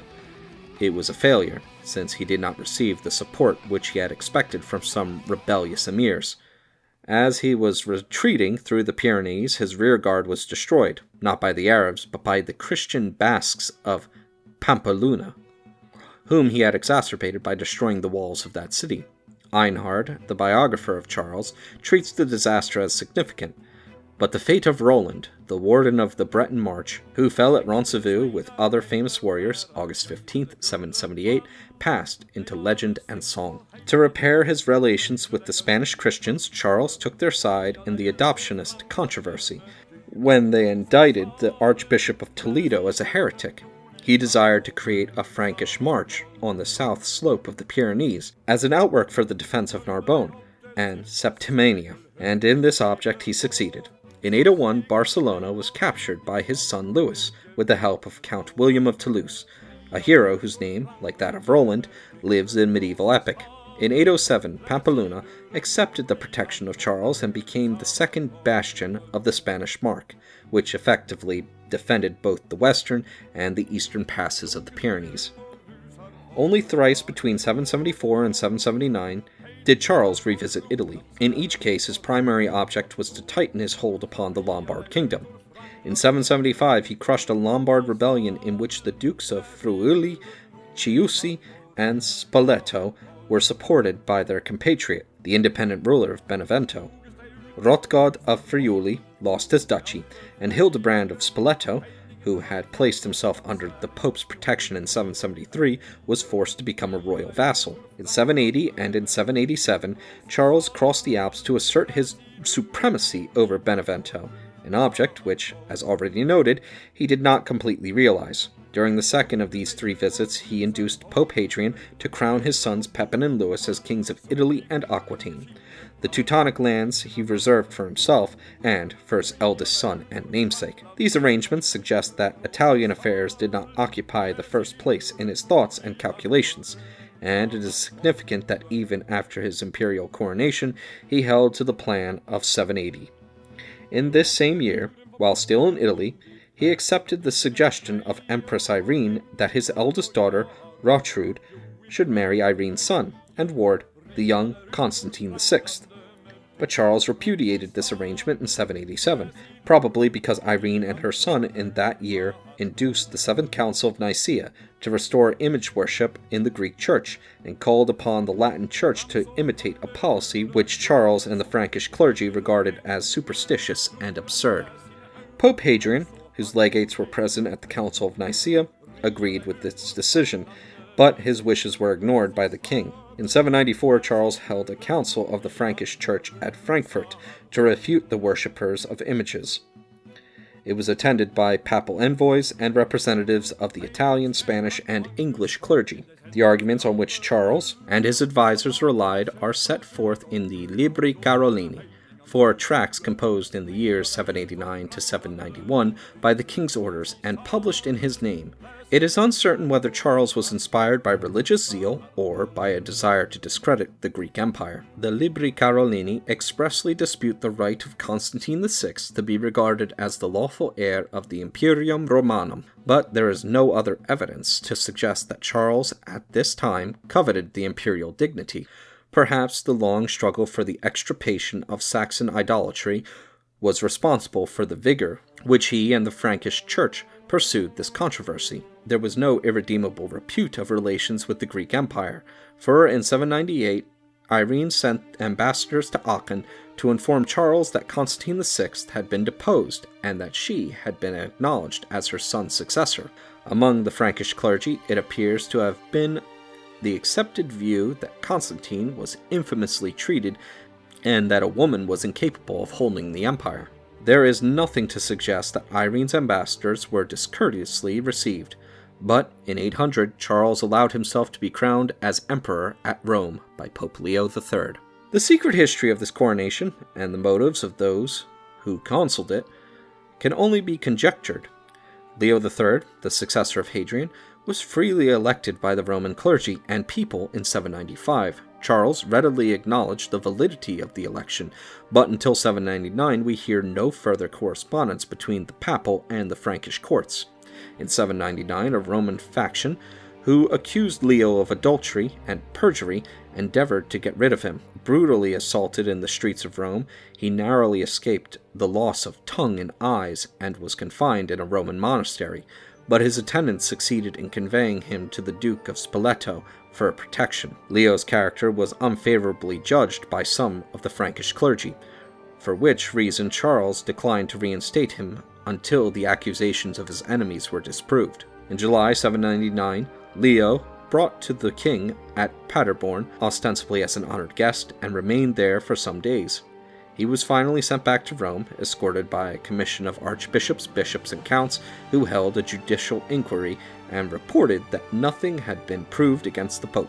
In November 800, the king appeared in Rome and spent more than 3 weeks in reviewing the situation. His chief difficulty, we are told, was still to decide how he would deal with the Pope. No accuser dared to state a case against Leo, but it is evident that he was not generally popular in Rome. At least on December 23rd, Leo cleared himself in St. Peter's Church, taking a solemn oath upon the Gospels that he was innocent. On Christmas Day, after celebrating Mass in the same church, he crowned Charles as emperor in the presence of the Roman people, who were evidently not taken by surprise, since they acclaimed Charles in the set form of words which was used to welcome a patrician. 2 theologians of the emperor, Engelbert and Alcuin, prophesied obscurely, in prose and verse, the imperial coronation some months before it actually occurred. Charles may have hesitated to run the risk of war with Constantinople, but the biographer's statement that he was crowned unawares and against his will is not convincing. Once crowned, he showed himself ready and eager to come to some arrangement with Constantinople. In 801 he made an offer of marriage to Irene, but she was deposed shortly after his envoys arrived at the Greek court.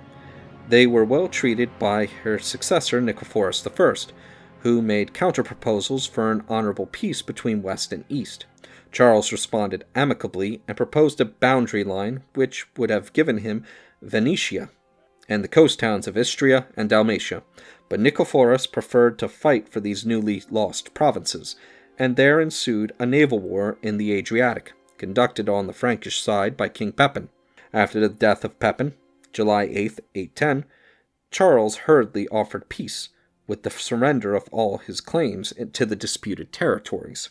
The offer was accepted by Michael Rangabe, who succeeded Nicephorus in 811, and in 812 Greek envoys came to Aachen and saluted the Emperor of the West as Basileus, thus acknowledging the equality of the two empires. In view of these facts, it cannot reasonably be contended that Charles regarded the Roman Empire as indivisible.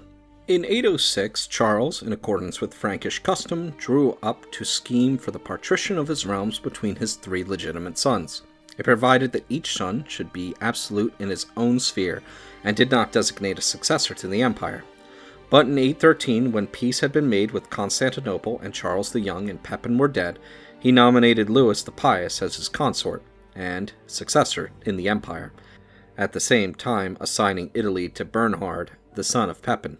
Charles thus asserted the hereditary character of the empire.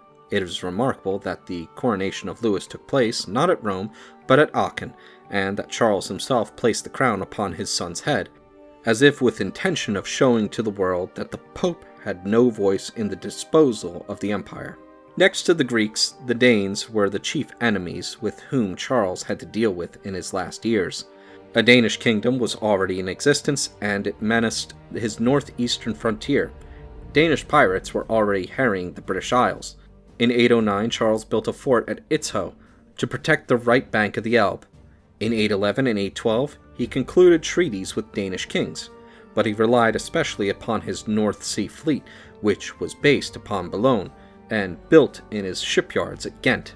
He ordered that ships should be found for defense of all ports and navigable rivers on his northern coasts. He also maintained patrols in the Mediterranean from Narbonne to the mouth of the Tiber, to guard against the descents of Arab pirates. But the danger from this side did not engage his personal attention. By capitularies of 802 and 811 he made naval service obligatory on all inhabitants of maritime provinces, even upon the magnates. It was no fault of his that the Franks failed to create a strong naval power against the evil days that were in sight. The reign of Charles witnessed a revival of arts and letters in Francia. Illuminators and goldsmiths, workers in ivory and metals, reached a high degree of skill, although the higher arts were still neglected, and the emperor's chapel at Aachen was adorned with pillars and bronze portals fetched from Rome and Ravenna. Among the Frankish clergy, scholarship was engaged in the reign of Pepin, by the king himself and by the Englishman Boniface, Archbishop of Mainz. Charles stimulated the clergy to further efforts. He himself studied Latin grammar with Peter of Pisa, rhetoric and dialect and astronomy with Alcuin of York, and he listened with attention while his clerks read to him works of history or St. Augustine's De Civitate Dei. The effect of classical studies upon Charles himself and his advisors is revealed in his legislation, which is more grammatically and intelligently composed than those of his predecessors. He aspired to emulate the legislators of Constantinople. Though he never attempted to make a code, he revised the laws of the Salian and Ripuarian Franks, and caused those of the Saxons, Thuringians, and Frisians to be written down. His capitularies, which were binding on his subjects without respect of race, supply a remarkable conspectus of Frankish institutions. In these texts we can study the duties of his counts and missi, the functions of the local law courts and assemblies, the laws of vassalage, the rights of the exempted estates, immunitates, and composition of the national host. The Capitulare de Villas even supplies full information concerning the management of the royal domain. The credit for the details of this legislation is due to the arch-chaplain and the clerks of the royal chaplain, ecclesiastics who were trained in seminaries of the Carlovingian Renaissance. By his Admonitio Generalis 789, Charles required that every bishop should test the theological education of his priests, and that reading schools should be everywhere established. For a select minority, a higher type of education was provided in cathedral schools, such as those of Orléans and Lyons, and in such monastic schools as those of Tours, Corbie, St. Riquier, Mentz, and St. Wandrel. The Palace School, a Merovingian institution, was reorganized by Alcuin in the years 782 to 796. In it were educated the emperor's children, the sons of great nobles, and also some ecclesiastics who afterward did much to promote the new studies, as for example Adelhard of Corbie and Engelhibert of St. Riquier. The palace school declined after the death of Charles, but the new cathedral and monastic schools produced a remarkable race of literati. To the libraries founded in connection with such schools, we are indebted for the eldest extant manuscripts of Caesar, Sallust, Lucretius, Tacitus, and Suetonius, and many of the works of Cicero.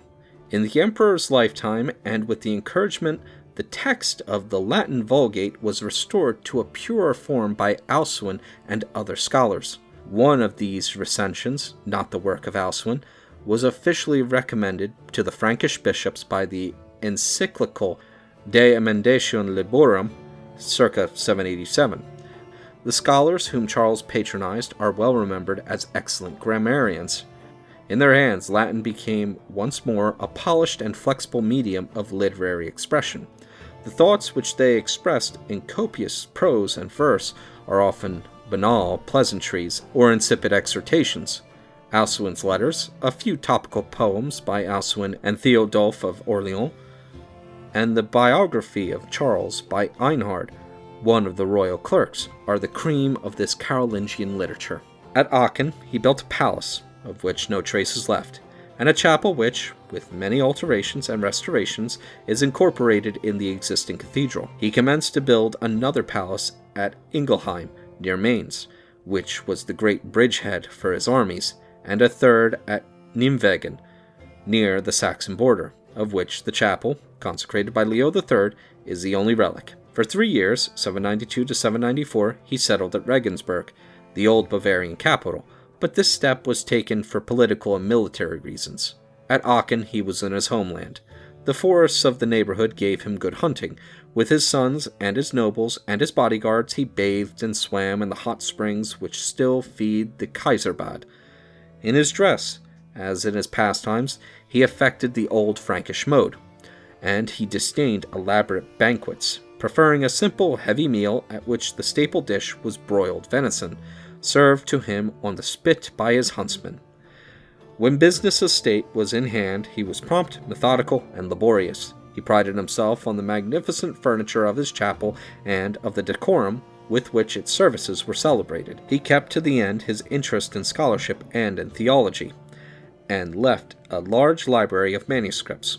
But his private life was lax in one respect. Though a devoted husband to 3 of his 4 wives, he had illegitimate offspring by 5 mistresses. His court was desolate, and the conduct of his daughters caused grave scandals.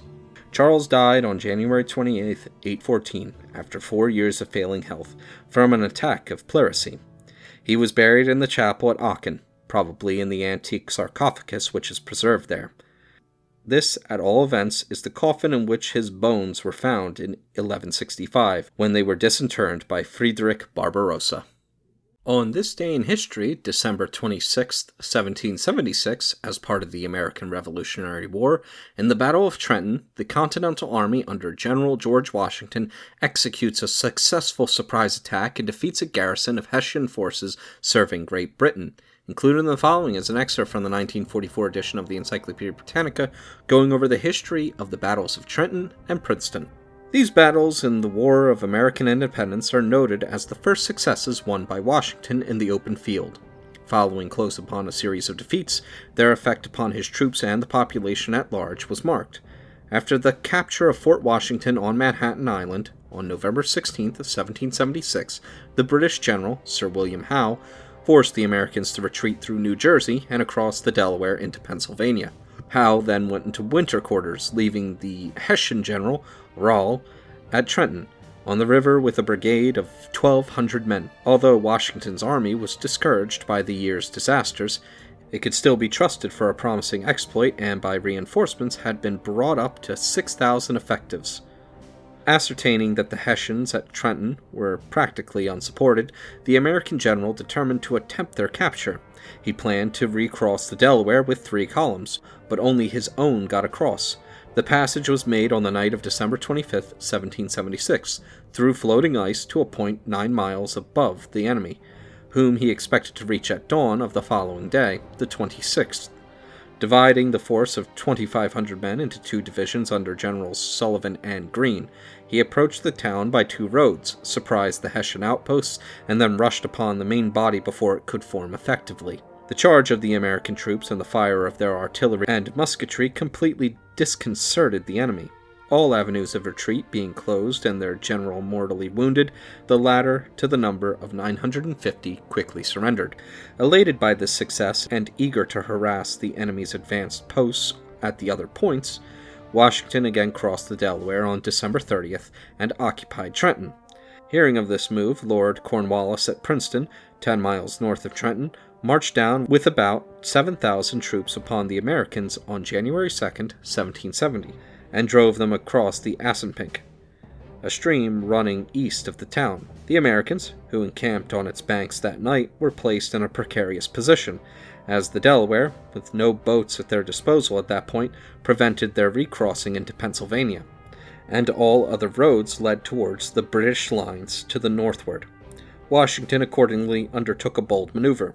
Fearing an attack by Cornwallis on the next morning, he held a council of war, which confirmed his plan of quietly breaking camp that night and taking a by-road to Princeton, then cutting through any resistance that might be offered there and pushing on to the hills of northern New Jersey, thus placing his army on the flank of the British posts. His tactics succeeded. At Princeton, he came upon 3 British regiments, which for a time held him at bay. The 17th Foot, especially under Colonel Mawhood, twice routed the American advance troops, inflicting severe loss, but were eventually driven back towards Trenton. The other regiments retreated north toward New Brunswick, and Washington continued his march to Morristown, New Jersey. Here he was on the flank of the British communications with New York, and hence Cornwallis retired to New Brunswick. Washington, besides his success in breaking through Howe's lines, had placed himself in an advantageous position for recruiting his army and maintaining a strong defensive in the next campaign. These 2 affairs of Trenton and Princeton put new life into the American cause and established Washington in the confidence of his troops and the country. On this day in history, December 27, 1831, Charles Darwin embarks on his journey aboard HMS Beagle, during which he will begin to formulate his theory of evolution. Included in the following is an excerpt from the 1944 edition of the Encyclopedia Britannica, going over the history of the naturalist. Charles Robert Darwin, born 1809, died 1882. English naturalist, author of The Origin of Species, was born at Shrewsbury on February 12, 1809, the grandson of Dr. Erasmus Darwin. His mother, a daughter of Josiah Wedgwood, 1730 to 1795, died in 1817. Charles's elder brother, Erasmus Alvey, 1804 to 81, was interested in literature and art rather than science. On the subject of the wide difference between the brothers, Charles wrote that he was inclined to agree with Francis Galton in believing that education and environment produce only a small effect on the mind of anyone, and that most of our qualities are innate. Life and Letters, London, 1887. Darwin considered that his own success was chiefly due to the love of science, unbounded patience in long reflecting over any subject, industry in observing and collecting facts, and a fair share of invention as well as of common sense. He also says, I have steadily endeavored to keep my mind free so as to give up any hypothesis, however much beloved, and I cannot resist forming one on every subject, as soon as facts are shown to be opposed to it. The essential causes of his success are to be found in this latter sentence, the creative genius ever inspired by existing knowledge to build hypotheses, by whose aid further knowledge could be won. The calm, unbiased mind, the love of truth, which enabled him to abandon or to modify his own creations when they ceased to be supported by observation. The great naturalist appeared in the ripeness of time, when the world was ready for his splendid generalizations. In the preparation for Darwin, Sir Charles Lyell's Principles of Geology played an important part, accustoming men's mind to the vast changes brought by natural processes, and leading them, by its lucid and temperate discussion of Lamarck's and other views, to reflect upon evolution. Darwin studied at Shrewsbury School under Dr. Samuel Butler, 1774 to 1839, and in 1825 went to Edinburgh to prepare for the medical profession, for which he was unfitted by nature. In 1828 his father sent him to Christ's College, Cambridge, with the idea that he should become a clergyman. He took his degree in 1831, 10th in the list of those who do not seek honors. Both at Edinburgh and at Cambridge, he gained the friendship of older scientific men, Robert Edmund Grant and William McGillivray; at the former, John Stevens Henslow and Adam Sedgwick at the latter. From December 1831 to October 1836, Darwin was on the Beagle as naturalist for the surveying expedition. After visiting the Cape de Verde and other Atlantic islands, the expedition surveyed on the South American coasts and adjacent islands, including the Galapagos.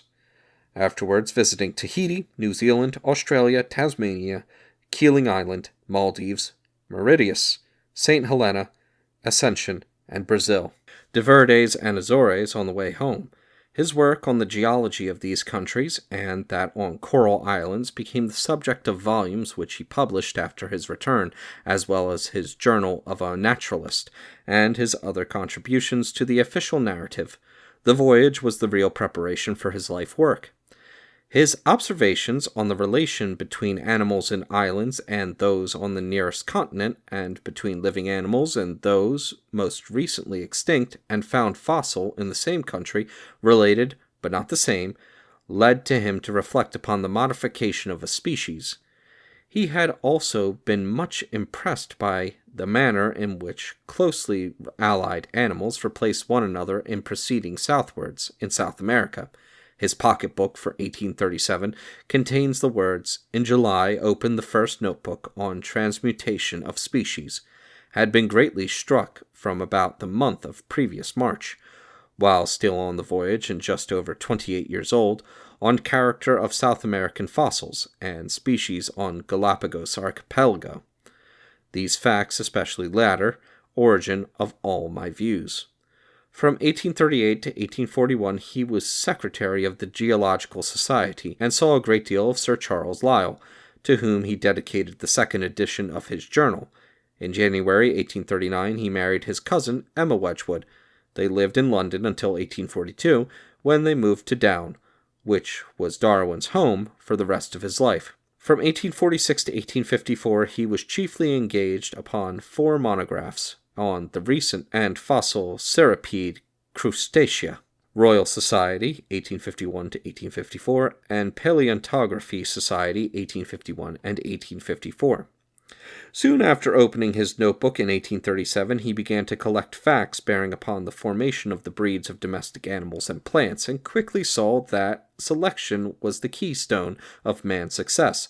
But how selection could be applied to organisms living in a state of nature remained for some time a mystery to him. Various ideas as to the causes of evolution had to be successively abandoned. He had the idea of laws of change which affected species and finally led to their extinction, to some extent analogous to the causes which bring about the development, maturity, and finally death of an individual.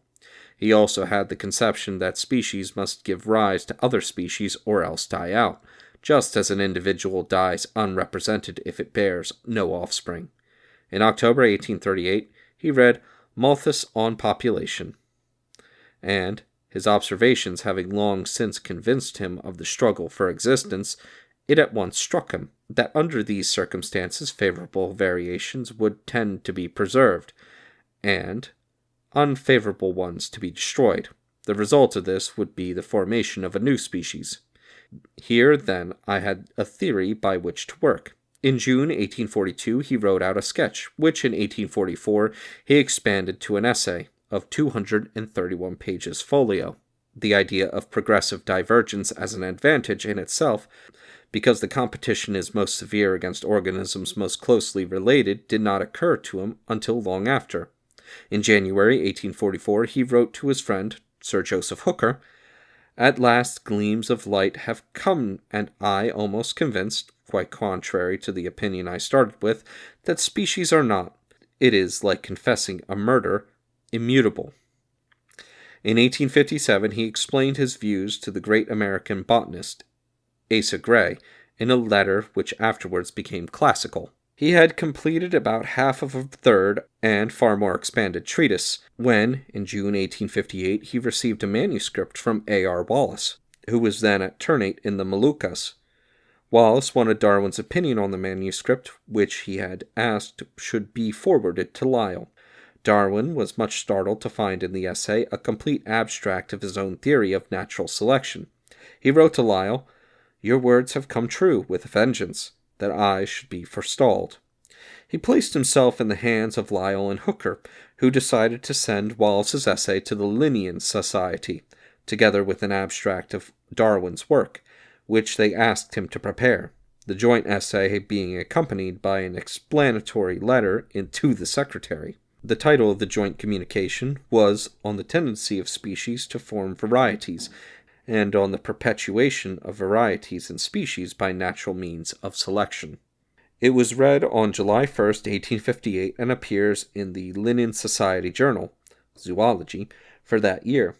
In the statement of the theory of natural selection, Darwin's part consisted of two sections, the first being extracts from his 1844 essay, including a brief account of sexual selections, and the second, an abstract of his letter to Asa Gray, dated September 5th, 1857. Canon H.B. Tristram was the first to apply the new theory, explaining by its aid the colors of desert birds, etc. Acting under the advice of Lyell and Hooker, Darwin published on November 24, 1859, his great work, On the Origin of Species by Means of Natural Selection or the Preservation of Favored Races in the Struggle for Life. The whole edition of 1,250 copies was exhausted on the day of issue. The first 4 chapters explain the operation of artificial selection by man and of natural selection in consequence of the struggle for existence. The 5th chapter deals with the laws of variation and causes of modification other than natural selection. The 5 succeeding chapters consider difficulties in the way of a belief in evolution generally as well as in natural selection. The 3 remaining chapters, omitting the final recapitulation, deal with the evidence for evolution. The theory, which suggested a cause of evolution, is thus given the foremost place, and the evidence for the existence of evolution considered last. This evidence had never been thought out and marshaled in a manner which bears any comparison with that of Darwin, and the work would have been epoch-making had it consisted of the later chapters alone. A storm of controversy arose over the book, reaching its height at the British Association at Oxford in 1860, when the celebrated duel between T.H. Huxley and Bishop Wilberforce of Oxford took place. Throughout these struggles, Huxley was the foremost champion for evolution and for fair play to natural selection, although he never entirely accepted the latter theory, holding that until man by his selection had made his domestic breed sterile inter se, there was no sufficient evidence that selection accounts for natural species, which are thus separated by the barrier of sterility. The variation of animals and plants under domestication, probably the second in importance of Darwin's works, was published in 1868, and may be looked upon as a complete account of the material condensed in the first chapter of The Origin. He connected sets of observations under his provisional hypothesis of pangenesis, which assumes that every cell in the body, at every stage of growth and in maturity, is represented in each germ cell by a gemmule. The germ cell is only the meeting place of gemmules, and the true reproductive power lies in the whole of the body cells, which dispatch their representatives. Hence, pangenesis. There are reasons for believing that this infinitely complex conception, in which, as his letters show, he had great confidence, was forced upon Darwin in order to explain the hereditary transmission of acquired characters involved in the small proportion of Lamarckian doctrine which he incorporated. If such transmission does not occur, a simpler hypothesis based on the lines of Weismann's continuity of the germ plasm is sufficient to account for these facts. The Descent of Man and Selection in Relations to Sex, 1871, both fulfilled his statement in The Origin that light would be thrown on the origin of man and his history, and collected the evidence in support of his hypothesis of sexual selection, which he had briefly described in the 1858 essay. The Expression of the Emotions, 1872, offered a natural explanation of phenomena, which appeared to be a difficulty in the way of the acceptance of evolution. In 1876, Darwin brought out his two previously published geological works on volcanic islands in South America in a single volume. The widely read Formation of Vegetable Mold Through the Action of Worms appeared in 1881. And The Fertilization of Orchids in 1862, The Effects of Cross and Self-Fertilization in the Vegetable Kingdom, 1876, proved that the offspring of cross-fertilized individuals are more vigorous, as well as more numerous, than those produced by a self-fertilized parent.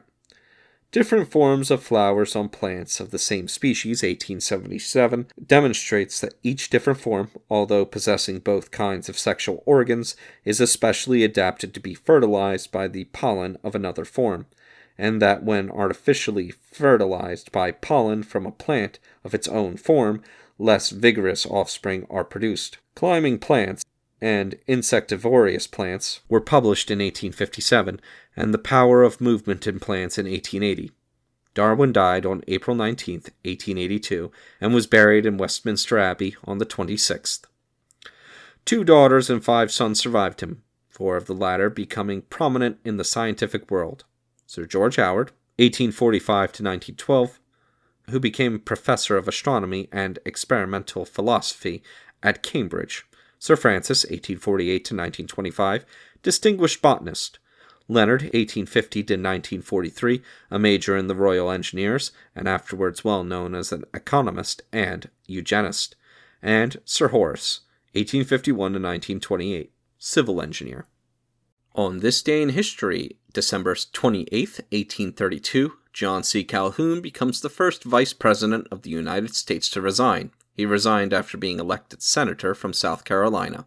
Included in the following is an excerpt from the 1944 edition of the Encyclopedia Britannica going over the history of the politician. John Caldwell Calhoun, born 1782, died 1850. American statesman and parliamentarian, was born in Abbeville District, South Carolina, on March 18, 1782. He was of Scotch-Irish descent, his ancestors who came to America having settled originally in Pennsylvania during the first part of the 18th century and later gone southward across the mountains to the upcountry of South Carolina. Calhoun's family were people of moderate means, owning but few Negro slaves, and more representative of the frontier farming class than of the established and wealthy slave-holding families of the southern coastal plain section. His father, Patrick Calhoun, was a man of some prominence in his community, representing it in the Colonial Assembly and later in the state legislature.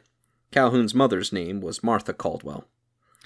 As a small boy, Calhoun had little opportunity for education, but when he was 12 years of age, he was sent to live for a year in the family of his brother-in-law, the Reverend Moses Waddell, 1770 to 1840, a Presbyterian minister who subsequently, from 1819 to 1829, was president of the University of Georgia.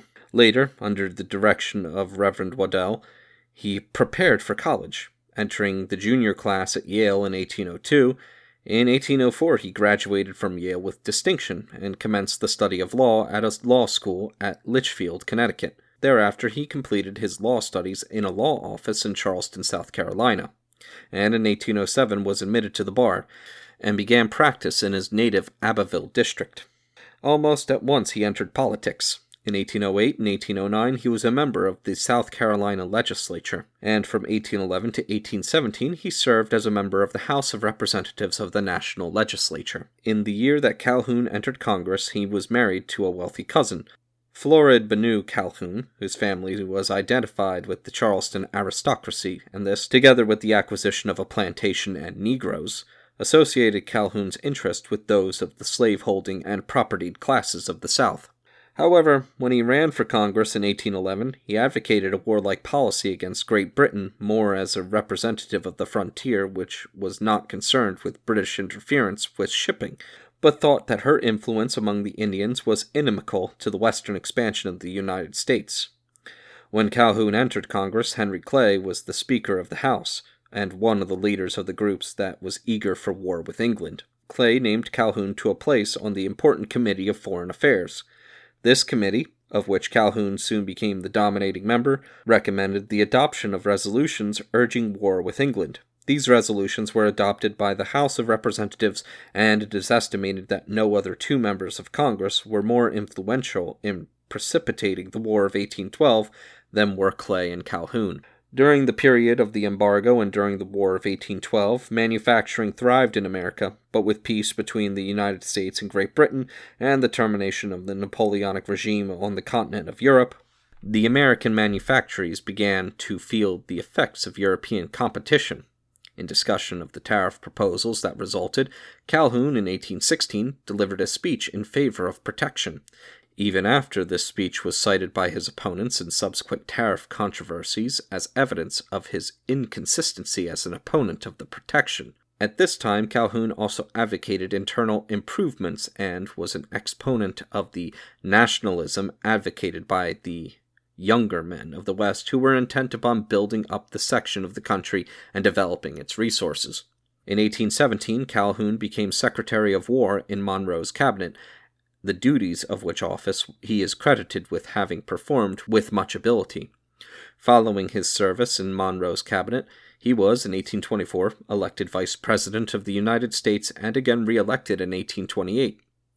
In 1832, in the course of the famous nullification controversy, he resigned from the office of Vice President and was elected to the United States Senate, where he voiced the political philosophy of states' rights on behalf of the conservative slaveholding interests of the South, forming one of a remarkable company of legislators who comprised the Senate at the time. In 1844, Calhoun's name was considered for the presidency, but he declined to become a candidate, and in that year he was appointed by President Tyler to the office of Secretary of State, serving until March 1845.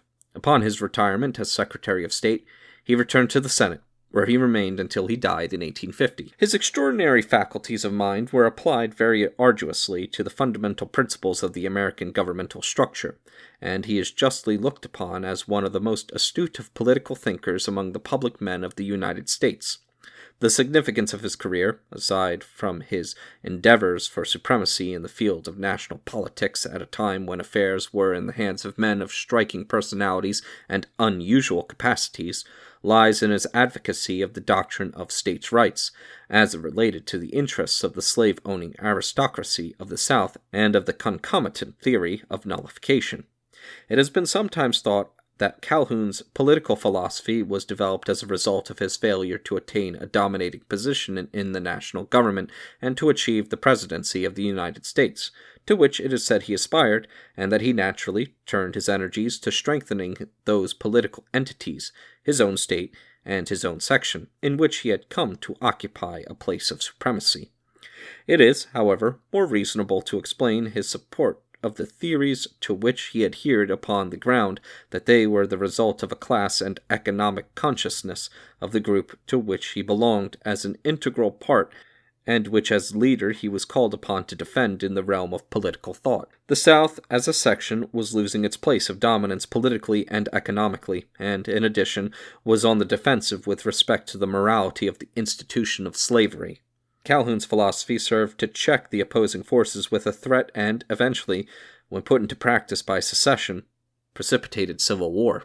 The immediate cause of the controversy leading to an advocacy of the states' rights or strict construction theories was the tariff. In 1824, there was a very large increase in protective duties. In 1828, a still higher tariff act, the so-called Tariff of Abominations, was passed. The acts were disadvantageous to the agricultural South and of advantage to the North. The power of Congress to pass these discriminatory laws were questioned, and Calhoun, in an essay, The South Carolina Exposition, took the position that the federal constitution was a compact between sovereign states by which each delegated to the central government thereby set up certain limited powers. The acts of the United States government must be within the sphere of power contemplated by the compact. Acts beyond the scope of a delegated power a state might in the exercise of its sovereignty nullify, or it might, within its rights, even withdraw altogether from the Union. This was not a new theory in American government, but Calhoun so clarified, expounded, and amplified the states' rights philosophy that he became inseparably identified with it. In 1832, Calhoun, who had up to that time been a regular Jeffersonian Democrat, broke with Jackson, who was head of the party, and during the remainder of the Jackson regime was a severe critic of Jacksonianism. He attacked the spoil system and opposed the removal of the government deposits from the U.S. Bank. In 1831, an address to the people of South Carolina, he elaborated his views as to the nature of the Union, and in 1832 addressed an essay letter to the governor of South Carolina, stating in final form his theory of the American governmental system. This last document resulted in the nullification by South Carolina of the Tariff Acts of 1828 and 1832. There followed in 1833 the historic debate between Webster and Calhoun on the so-called Force Bill, which had been introduced into the United States Senate to enlarge the jurisdiction of the federal courts, and to give Jackson, as president, power to cope with the South supremacy as the expounder and interpreter of its own powers under the Constitution, while Calhoun argued the cause of state sovereignty. The opposing sides in the famous nullification controversy compromised. Congress reduced duties to an ultimate revenue basis, and South Carolina repealed the acts of nullification. Its consequence was, however, an acceptance by the South of Calhoun's doctrine as a protective political philosophy for slavery. To it and to Calhoun, the slave-holding interest turned for a constitutional argument against any interference with the controverted institution. As the abolition movement developed and the question of the extension of slavery became a bitter one, it was Calhoun whose voice was heard in the Senate protesting on constitutional grounds against receiving abolition petitions, and it was under Calhoun's leadership that the forces opposing the Wilmot Proviso against the extension of slavery in the territory acquired from Mexico were marshaled, and the Proviso defeated in the Senate. Calhoun took the extreme position that it was the duty of the United States government under the Constitution to prevent any interference with slavery in the territories. In the course of the great debate on the admission of California into the Union as a free state, Calhoun died. In that controversy, Webster made his famous 7th of March speech, and Clay achieved his last great feat as peacemaker by the Compromise of 1850. Had Calhoun lived, the Compromise of 1850 might never have been made. Calhoun was tall and slender, and in his later years emaciated. His features were angular and somewhat harsh, but he had a striking face and very fine eyes of a brilliant dark blue. To his slaves he was just and kind. He lived the modest, unassuming life of a country planter when at home, and at Washington lived as unostentatiously as possible, consistent with his public duties and position. His character, in other respects, was of stainless integrity. On this day in history, December 29th, 1845, the United States annexes the Republic of Texas and admits it as the 28th state. Included in the following is an excerpt from the 1944 edition of the Encyclopedia Britannica, going over the history of the state. The earliest explorations were made by the Spaniards, Cabeza de Vaca, 1528-36, and Francisco Vasquez de Coronado, 1540-42. There were many other Spanish expeditions in the first 3/4 of the 17th century which entered or crossed part of the state, and in 1682 the Spaniards founded the first permanent settlement at Ileta, in the Rio Grande Valley, a few miles below El Paso. In 1685 the French, under the Sieur de la Salle, founded a colony at Matagorda Bay, which, however, was soon abandoned. The French threat was sufficient to scare the Spanish into activity, and beginning in 1690, they established several ecclesiastical, military, and civil settlements known respectively as missions: Franciscan, presidios, and pueblos. In 1727, the territory, with vaguely defined limits, was formed into a province and named Tejas, or Texas, after the confederacy of the Tejas Indians. For more than a century, the conditions were favorable for colonization.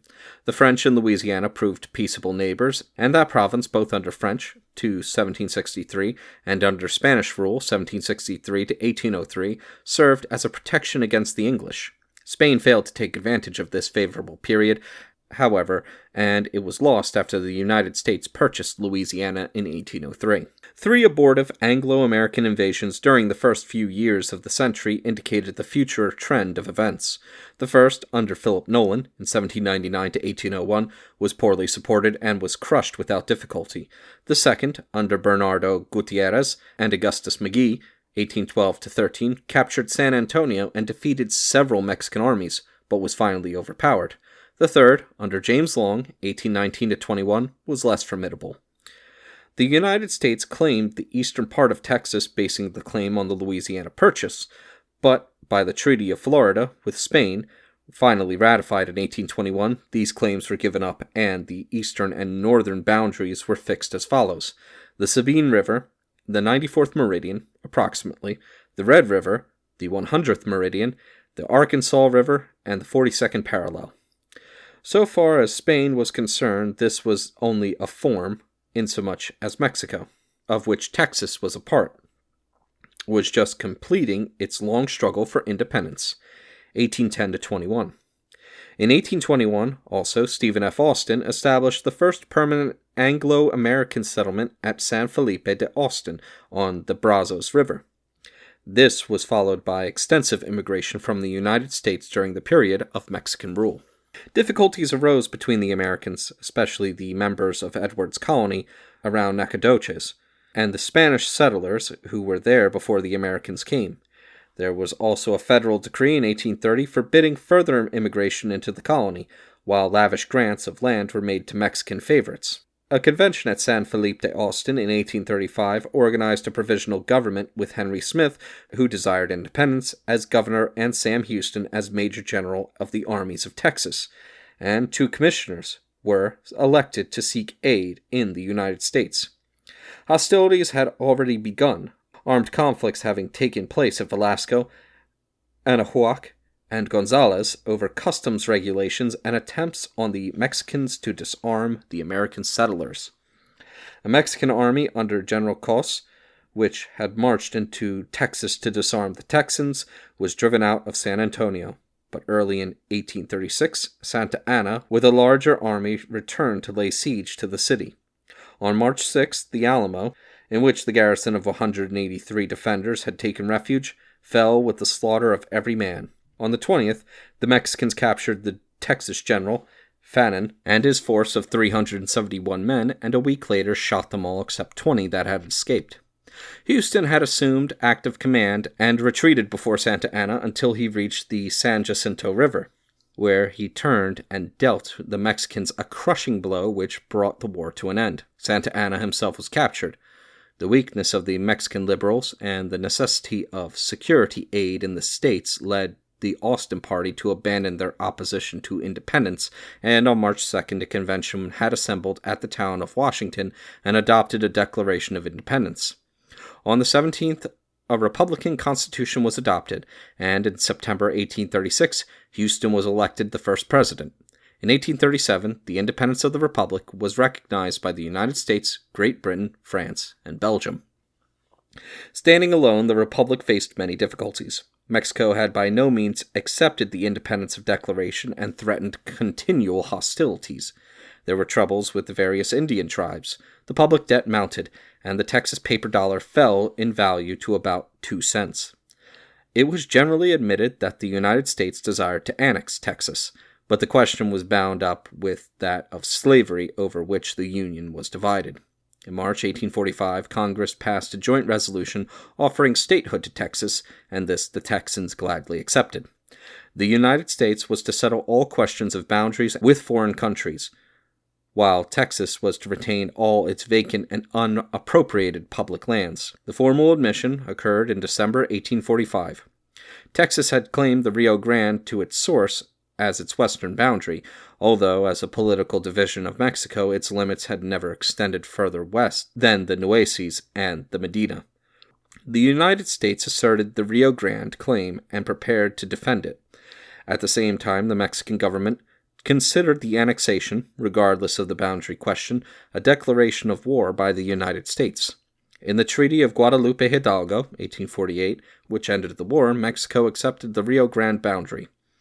Texas also included then the eastern half of present New Mexico, that portion east of the Rio Grande, and Colorado, a corner of Wyoming, the boundary running north from the source of the Rio Grande to the 42nd parallel, southwestern Kansas, and the arm of Oklahoma north of the Panhandle. By the Compromise of 1850, all this territory not included in Texas today was ceded to the United States for $10 million. Texas was a slave state from the first. Its climates and soils, especially in the section first settled, made its industries similar to those of the older southern states, while most of its settlers were natives of the slave states east of the Mississippi. A strong Unionist influence was exerted by the considerable German element which had settled in the state from 1845 to 60. But neither this nor the influence of Sam Houston, then governor, could prevent a convention which met at Austin, January 28, 1861, from drawing up and adopting articles of secession. Houston was deposed, and the lieutenant governor, a secessionist, held office in his place. The state, luckily, was not the scene of active military operations during the Civil War, although it is interesting to note that the last battle of the conflict was fought on its soil at Palmito, near Palo Alto, on May 13, 1865, more than a month after the surrender of Appomattox. Its conformity with President Johnson's plan of Reconstruction, a constitution recognizing the abolition of slavery, renouncing the right of secession, and repudiating the war debt, was adopted in 1866, and a Unionist Democrat was elected governor. When in 1867 the Congressional Plan of Reconstruction was substituted, Texas was joined to Louisiana to constitute the 5th Military District, and General P.H. Sheridan was placed in command. A new constitution was adopted in 1869. In February 1870, the legislature ratified the 14th and 15th Amendments to the federal constitution, and in March it was readmitted to the Union. But the state remained under the rule of Negroes and carpetbaggers, supported by U.S. troops, until the inauguration of Governor Koch in 1874. A legislature responsive to the people had also been elected, so that the people were again in control. The Constitution of 1869, containing many obnoxious provisions, was replaced by the present Constitution adopted in 1876. After 1876, there was rapid recovery from the effects of the war and Reconstruction, and the history of the state becomes chiefly a record of agricultural advancements and industrial expansion. Cotton production, which in 1859 amounted to 431,645 bales, slumped heavily during the Civil War, and it was 1870 before production again reached the 400,000 mark. In 1878, it went above 1 million bales for the first time. In 1891, it first passed 2 million bales, and in 1894, it passed 3 million bales. A further increase followed the settlement of the fertile lands of Midwest Texas, which began in the early 90s. After the Indians were driven from southern and western Texas, the herds of wild cattle began to increase rapidly so that, after the Civil War, they crowded the ranges. Rounding up these cattle and driving them north over cattle trails that soon became well defined. The trail driving era continued until the middle of the 80s, when the extended railways began to intercept the drive. During the years of Reconstruction, much violence and disorder became prevalent, and on the frontier, where there was almost no protection, this condition was not checked. Organized gangs of land and cattle thieves often controlled whole neighborhoods and worked their will. Furthermore, the Indians were restless and menacing. The situation was met by the famous Texas Rangers, a state constabulary force organized in 1835, which soon succeeded in controlling the situation. Another troublesome matter was the strife between ranchman and settler, or nester, which found vent largely in the cutting of the barbed wire fences which were beginning to spread over the plains. A special session of the legislature was called to deal with the problem in 1884, and drastic legislation to stop the practice was enacted. With the extension of the railways, there developed also widespread abuses in their operation, especially various forms of discrimination. The demand for their control culminated in the hotly contested political battle of 1892, which the Radicals won. The victory resulted in the establishment of a railway commission to fix the rates and investigate complaints. After 1874, control of the state government by the Democratic Party was challenged only once, in 1894, by the Populist Party, which lost its strength after the Democrats adopted the Free Silver Doctrine, 1896. The candidates chosen in the second of two Democratic primary elections seldom had to face serious opposition at the regular elections, which were simply formalities except in such isolated cases as the presidential campaign of 1928, when the Republican candidate carried the state. The voters generally chose between personalities rather than issues. The most hotly debated issue after 1900 was prohibition, but public interest in it subsided after the state dry law was passed in 1918 and did not revive after repeal in 1932. For many years, the most colorful personality in Texan politics was James E. Ferguson, elected governor in 1914 and impeached in 1917. His wife, one of the first two women governors in the United States, was elected in 1924 by popular resentment against the intolerant Ku Klux Klan, and once again in the Depression year of 1932. During the intense economic depression of 1929 to 36, new kinds of legislation designed to regulate cotton acreage and petroleum production and to promote Social Security were put into effect with varying results. On a platform of liberal pensions for the aged, W. Lee O'Donnell, whose political technique combined religion and popular music broadcast by radio, was elected governor in 1938 and re-elected in 1940. During the first 4 decades of the 20th century, striking changes occurred in Texas. Rough wagon roads became broad highways, linking cities of phenomenal growth, while many cotton farms were abandoned to grass. Brush thickets along the lower Rio Grande gave way to citrus groves.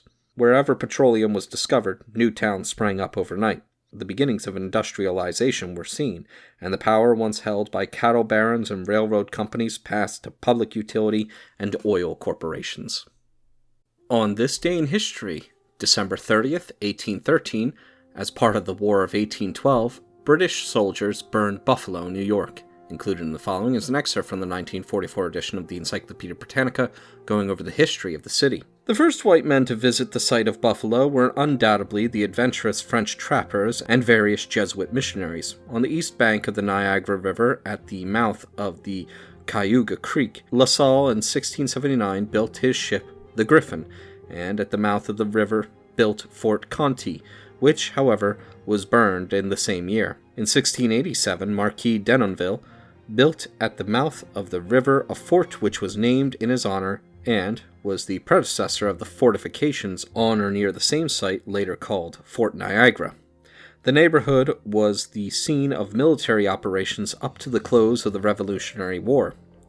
As early as 1763, the present site of the city of Buffalo came to be known as the Buffalo Creek region, either from the herds of buffalo or bison which, according to Indian tradition, had frequented the salt licks in the neighborhood, or more probably from an Indian chief. In 1784, Captain William Johnston, Ezekiel Lane, and Michael Medill became the first prominent white residents. The land was a part of the original Phelps-Gorham Purchase. In 1797, it came into possession of the Holland Land Company, being part of the tract known as the Holland Purchase. Joseph Ellicott, the agent of the company, who had been called the Father of Buffalo, laid out a town in 1803, calling it New Amsterdam, and by this time it was known on the company's books until about 1810. The name of Buffalo Creek, or Buffalo, however, proved more popular. The village became the county seat of Niagara County in 1808, and 2 years later, the town of Buffalo was erected. Upon the outbreak of the Second War with Great Britain, Buffalo became headquarters for most of the military operations on the Niagara frontier. Lieutenant Jesse D. Elliott, United States Navy, established a navy yard on Skagit Creek, where several vessels were built that figured in later naval operations. On October 9, 1812, he led an expedition which captured 2 merchant vessels moored under the guns of Fort Erie on the Canadian side. On November 30th, 1812, General Alexander Smith made an unsuccessful attempt to cross the river and attack Fort Erie. On July 11th, 1813, a British force crossed the river and a sharp skirmish occurred within the present limits of Buffalo. On December 30th to 31st, 1813, and January 1st, 1814, British, Canadians, and Indians under General Sir Phineas Riall, 1769 to 1851, burned the greater part of Buffalo and Black Rock, with little resistance from the defending troops. The destruction, in which most of the other villages along the frontier were included, was an act of retaliation for similar devastation done by American troops in Canada. General Jacob Brown from headquarters in Buffalo directed the troops which crossed the river and received the surrender of Fort Erie on July 3, 1814. The army thence marched down the river to the vicinity of Niagara Falls, where the battles of Chippewa, July 5th, and Lundy's Lane, July 25th, were fought. The American troops retired to Fort Erie.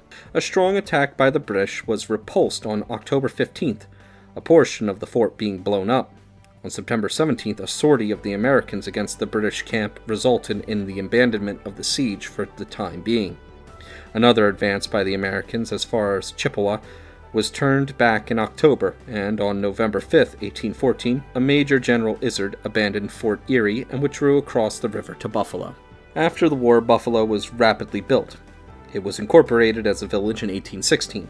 With the westward movement of immigration, its prosperity increased. The first steamboat on the Great Lakes, Walk in the Water, was built in Buffalo in 1818. It was named in the honor of a famous Wyandot Indian chief. The completion of the Erie Canal in 1825 greatly increased the importance of the place. In 1832, Buffalo was incorporated as a city, and Dr. Ebenezer Johnson was chosen as the first mayor. In that year, and again in 1834, cholera epidemics caused considerable loss of life. In the Civil War, Erie County, of which Buffalo is the chief city, furnished 15,249 men to the Federal Army. Their casualties numbered 4,704. In 1882, Mayor Grover Cleveland of Buffalo was elected governor of the state of New York, and in 1884 was nominated and elected President of the United States. In 1901, Buffalo citizens organized the Pan American Exposition with the purpose of promoting trade between the United States and other countries in the hemisphere. President William McKinley was assassinated by an anarchist who had come to Buffalo for the purpose, September 6, 1901. Vice President Theodore Roosevelt took the oath of office as president in Buffalo. Buffalo furnished over 10,000 volunteers and selected servicemen to the United States Army in the World War. The greater number of these served in the 77th and 78th Divisions and had an active part in several battles. On August 7, 1927, an international vehicular bridge was opened to Fort Erie as a memorial to a century of Canadian-United States peace.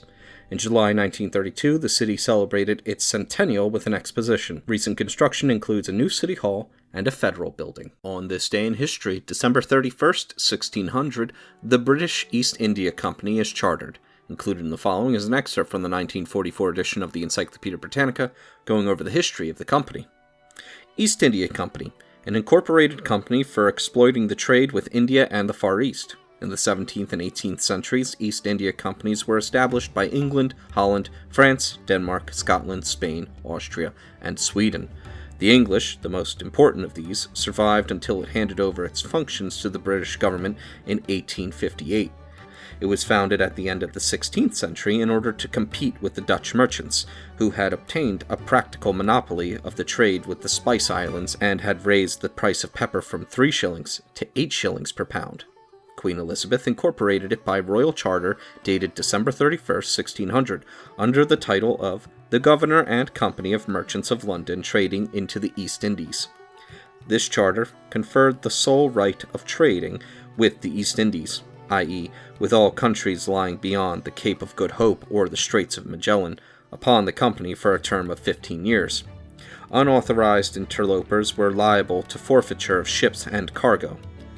There were 125 shareholders in the original East India Company, with a capital of £72,000. The first governor was Sir Thomas Smith. The early voyages of the company from 1601 to 1612 reached as far as Japan, and are distinguished as the separate voyages because the subscribers individually bore the cost of each voyage and reaped the whole profits, which seldom fell below 100%. After 1612, the voyages were conducted on the joint stock system for the benefit of the company as a whole. In 1610-11, Captain Hippen planted the first English factories on the mainland of India, at Masulipatam and at Pettapoli in the Bay of Bengal. In 1609, James I renewed the company's charter forever, though with a proviso that it might be revoked on 3 years' notice if the trade should not prove profitable to the realm. Meanwhile, friction was rising between the English and Dutch companies. The Dutch traders considered that they had prior rights in the Far East, and their ascendancy in the Indian archipelago was indeed firmly established on the basis of territorial dominion and authority.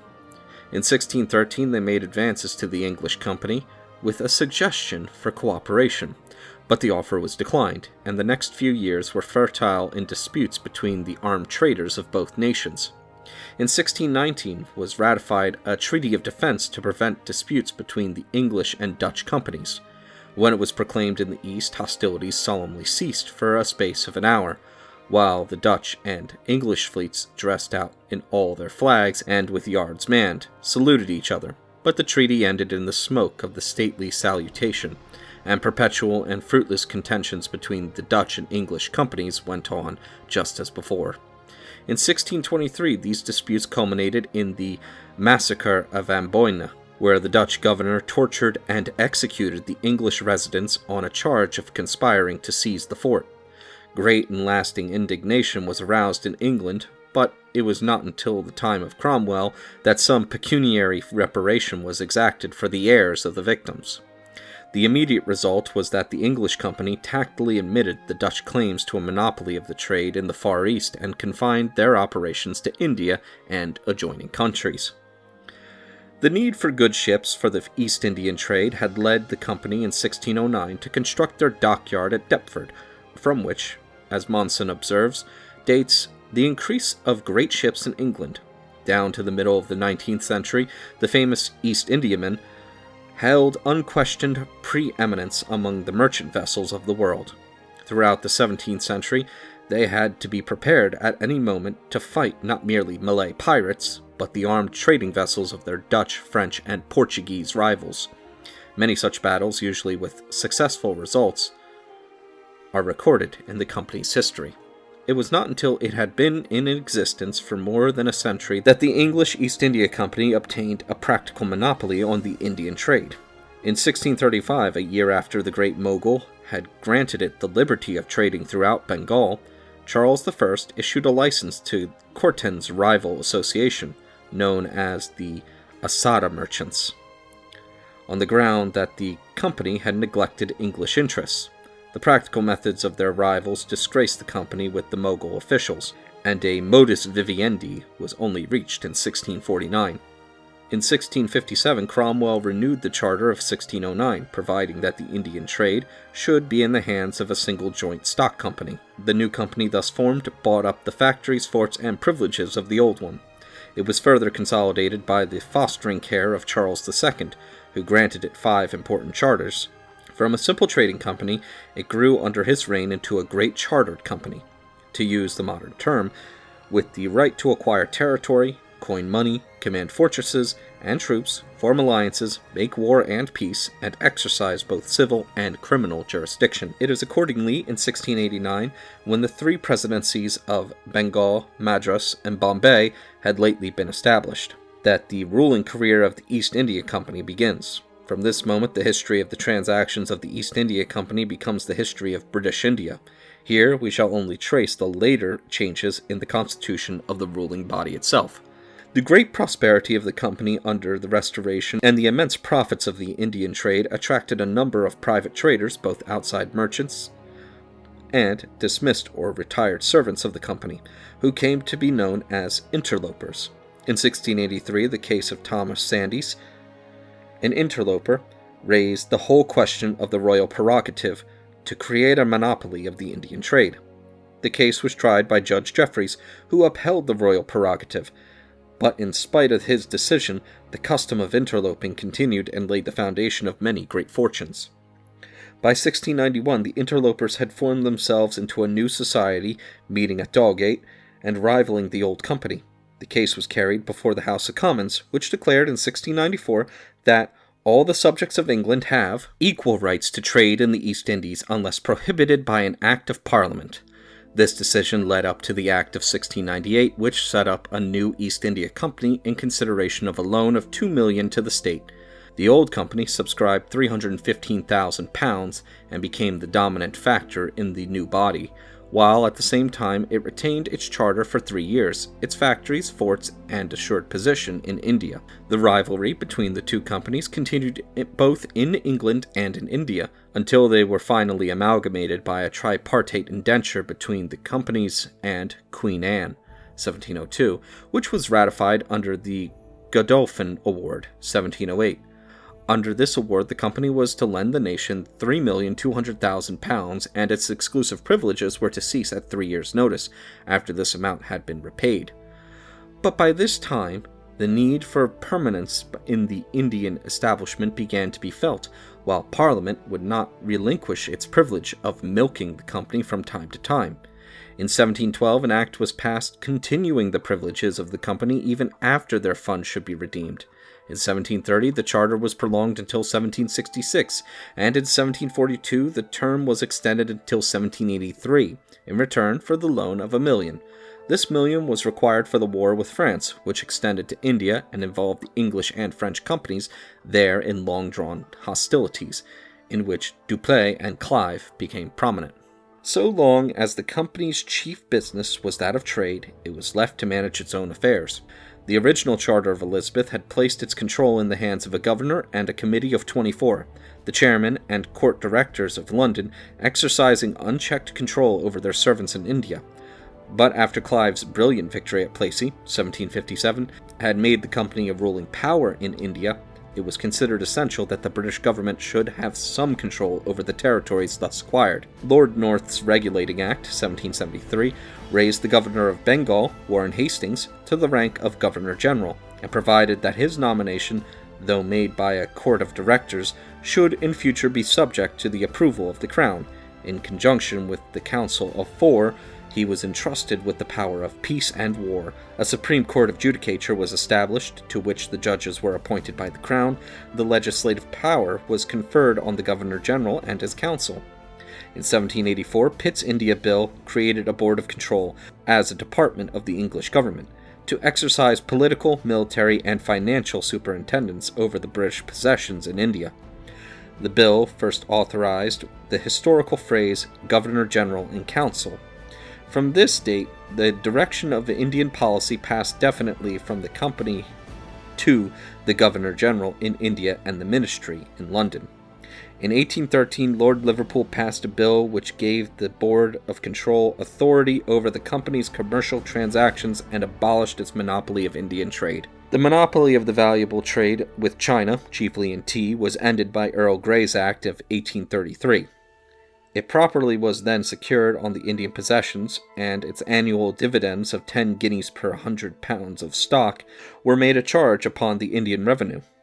Henceforth, the East India Company ceased to be a trading concern and exercised only administrative functions. Such a position could not, in the nature of things, be permanent, and the Indian Mutiny was followed by the entire transference of Indian administration to the Crown on August 2nd, 1858.